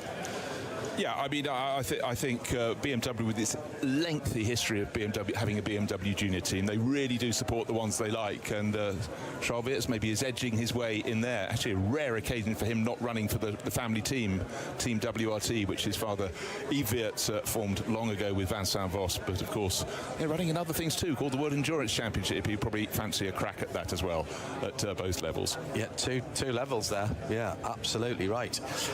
Little delay whilst we're waiting for the formalities. We'll stay on out on the world feed. Thank you for being with us. I know it's been not the finish that we wanted, but not the competitive finish that we wanted. But just to confirm again that Scherer Sport PHX, the old Phoenix Audi team, have won with the venerable R8 LMS GT3 in its second evolution now. A couple of hundred of those cars being built down through the years and put into customer hands. GT3 racing has worked, has undoubtedly built up a following around the world for endurance GT racing. Manthey coming up a little bit short this weekend. The Porsche was slowed down just a wee bit, as was the Ferrari at the very last knockings, and BMW making 3 different German manufacturers on the podium, with Mercedes-Benz completing the completing the quartet of the home manufacturers in 4th position. Just waiting for the presentation party to come down.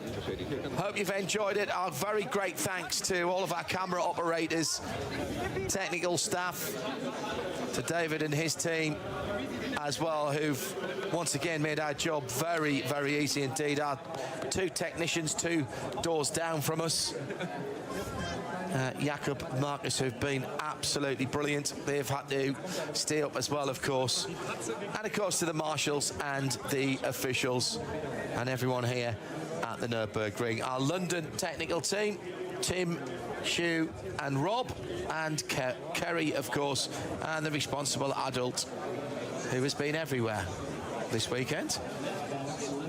That only now leaves us with the podium celebrations, which are about to get underway for the 2024 ADAC Ravenol Nürburgring 24. Scherer Sport make it a 7th victory, and the 4 drivers, Frank Stippler, Chris Mees, Ricardo Feller and Dennis Marshall, will surround the number 1 board, the floppy board that sits ahead of the Audi, that has done a little bit of hard work, but nowhere near as much as previous Phoenix Racing examples. Ravenol, the new major sponsor of the 24 hours of the Nürburgring, adorning that marker board as well. The Grello boys just aren't talking to each other at all. They're just in their own moments of reflection, thinking, we kind of had this. given the full 24 hours to race, maybe even given a different lap for the red flag to have fallen. I'll have to track back through the laps led situation, but as recently as lap 40 or 41 was Grello in front. That might well have been the case, and maybe that's the big question mark. Why did it take so long for the red flag to have come out? If it came out at 11 o'clock bang on the dot, it might have been a very different result indeed. Third position to the BMW crew of Dan Harper, Max Hesse and Charles Wertz in their number 72 BMW from RMG.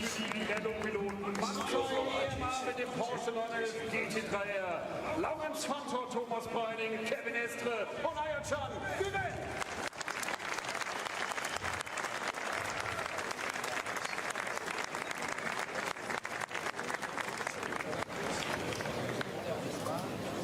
Liebe Nordschleifen-Fans, Ladies and Gentlemen, Ihre Gesamtsieger der 52. Ausgabe, Scherer Sport PAX. 3 Gesamtsiege für Frank Stifler, 3 von Christopher Mies und neu auf dem Podium mit 1, Ricardo Feller und Dennis Marschall, die Gesamtsieger. So it's second place for Laurens Fantor, Thomas Preining, Kevin Estre and Hyanchin Guven, but the win will go to the Audi number 16 for Scherer Sport PHX, their R8 LMS GT3 Evo 2, Frank Stippler, Chris Mies, Ricardo Feller and Dennis Marschall taking victory in the 52nd edition of the Nürburgring 24 Hours.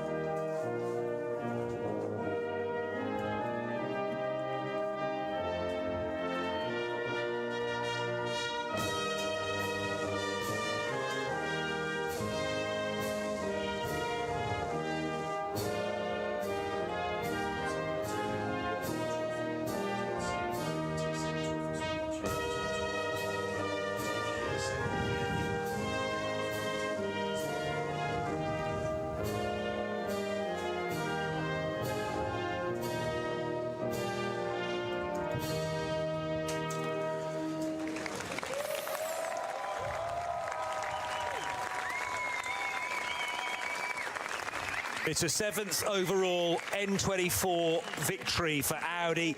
And actually, when you tally together all of the Phoenix victories, now Scherer Sport PHX, 19 overall victories in NLS. And they're the second most successful N24, well, now equal first most successful team with Manthey. And it makes the 2025 edition all the more important because Manthey, or indeed Phoenix, want to go one ahead again. And the question is, in what form will Audi be here in actually over 12 months' time? Because next year it's a mid-June race. In fact, I think it's actually after Le Mans in 2025. The bank holiday is the 19th of June, so therefore we're racing on the 21st and the 22nd of June, the Saturday and the Sunday.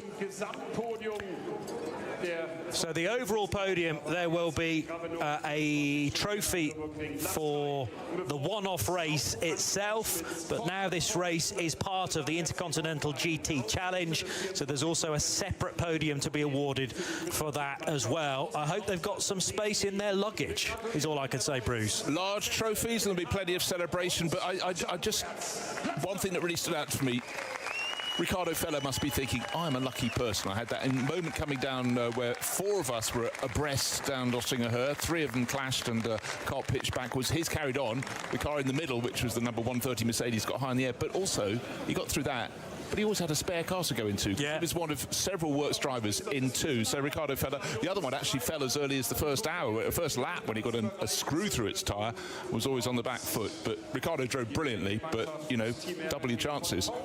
That's true, and there were a number of drivers across different manufacturers, actually, who'd been allocated as a driver for 2 cars. By no means the first time that has happened. There are grins on the faces of Charles Weerts in the middle and Max Esser to his left, Dan Harper to his right, as the trophy, the bronze trophies, are lifted above their heads. Second place trophies about to be awarded to the 4 pilots in the number 911 Porsche. By far the best of the 911s. Some of the other cars within Porsche's ranks really did struggle a touch this year.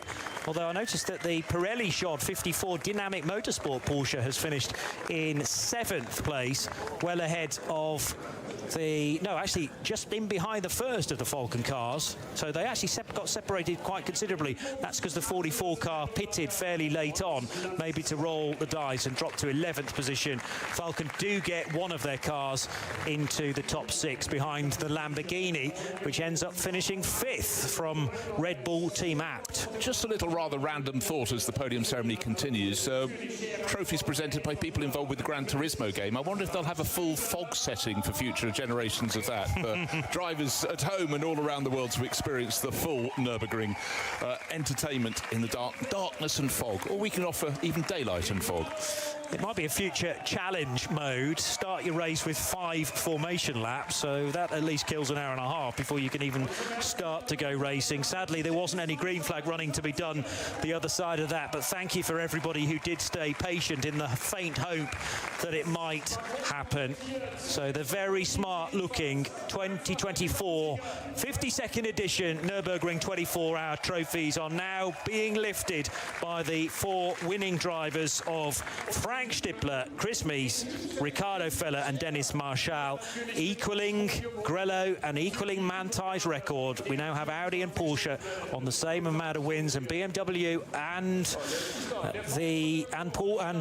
BMW with some catching up to do. Mercedes even further back, which was the 4th and final big German manufacturer. Ferrari only began their tally 12 months ago, remember, but they had a quick car again this year, and let's hope that Fricadelli can come back for a 3rd offering with their Ferrari 296 in 2025. This is perhaps the most important trophy, though, with the instantly recognisable Nordschleife and Grand Prix Strecke lap all incorporated into a very smart cut glass trophy, and their engineer gets that to hold above his head, and the celebrations can now begin. Fair play to the Grello quartet. They are applauding just off to their right, and yeah, very, very happy with that victory. I think actually the 4 drivers are still digesting precisely what's happened. The champagne may help with that, though. It may help lubricate the moment, but long faces on the 2nd step of the podium, delighted faces on the top step, and the young guns, the BMW runners on the right-hand side in 3rd position. Their time will come. Great race, just alas we didn't get as much of it as we wanted, but we'll always remember the days with the fog, the night with the fog, and the cars trying to work out what was happening, the teams trying to work out what was happening. But Shearer Sport, PHX and Audi, they come away with outright victory in the 52nd running. And here's to the 53rd that hopefully can get a number of more hours run overnight, because if this is the current state of this event, then I know there were late adjustments to balance the performance, but it did seem to get things just about right to have 6 different manufacturers in the hunt. Why not get a few more involved in 2025 as well, and let's hope that it can run to the full duration, because there's nothing quite like this event. I've mentioned the word jeopardy so many times. We had that in spadefuls throughout the opening 7 and a bit hours, and then it was just a waiting game before we could attempt to restart it. But Audi with the bragging rights for the next 12 months, and of course with Le Mans just around the corner, well, we're not going to have Audi as part of the LMGT3s there, but some of the other key fighters this weekend will do battle once more on the equally famous asphalt of Circuit de la Sarthe in a couple of weekends' time. Same number of hours, couldn't be a more different challenge. Of course, they'll be up against the prototypes, the hybrids, but again, a fabulous, historic event. Again, just the endurance element. You never know what it's going to produce, but this one normally has a few more twists in the tail, and this time, very much that proved to be the case. And an already damp pit lane entry, which has been turned into the podium presentation area at ground level.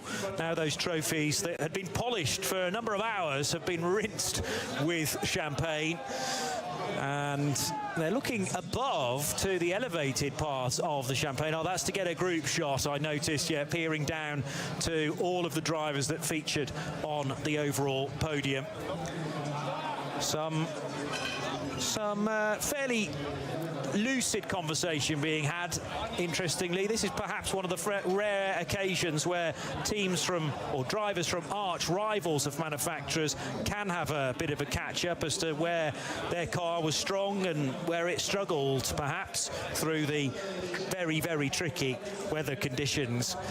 And that tightrope that they had to walk in terms of tyre decision throughout. That's another reason, really, why we wanted it to go much further on into the race, because it was a guessing game a lot of the time, and it was so fun not to be immediately involved. We're always neutrals, and to work out who was going to be the strongest over the next 8 laps. And who else was going to stumble? Who was going to get it wrong next? Manthey, EMI, they feel the most aggrieved because they simply got it the most wrong.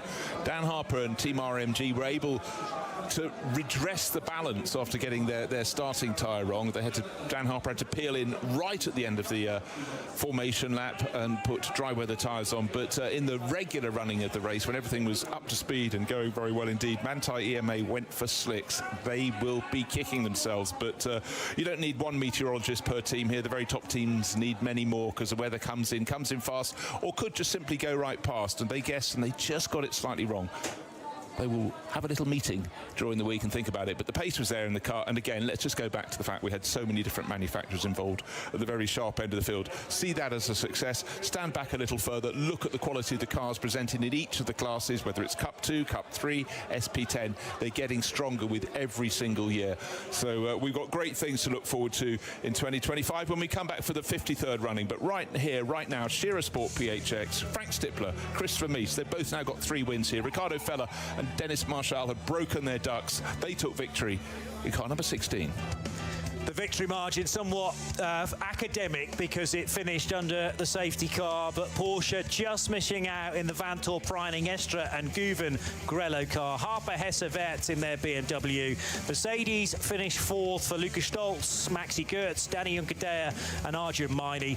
And it's a Lamborghini and another Porsche that complete the top 6 positions. Well done to Gabriele Piana in the number 103 car in Cup 2, who got that car to the sharp end prior to the red flag, and then of course it would stay there overnight and into the final result. And all the other divisions as well that have kept us truly engaged with this 52nd edition of the ADAC Ravenol 24 Hours of the Nürburgring. It feels like there's lots to untangle from this particular race. We can do that over the next few days. A particular congratulations to our friends who were competing. Milner Motorsport just off the podium, having sneaked into a podium position with Alex Brundle's car. Well done to Marcel Duke and the rest of their team. And to Jimmy Broadbent, who lost one of his teammates earlier on in the week. They finished 2nd in SP8T in the 150 car. To Peter Kate, who continues an extraordinary run of finishes and now adds another class victory to his already impressive CV here at the Nürburgring N24. A new car for him this year, a new set of teammates, illustrious ones as well, but the same result for Peter. Gets the car home and takes a victory. And we didn't get everybody to the finish, it's fair to say, but we got as many of the 130 starters home as possible. And actually what the red flag provided was some time for those cars that weren't too badly damaged or indeed scorched in the case of the Audi to be returned to the racetrack. That is it for the 52nd edition of the Nürburgring 24 Hours, but a reminder of what we had in the first 7 and a bit hours.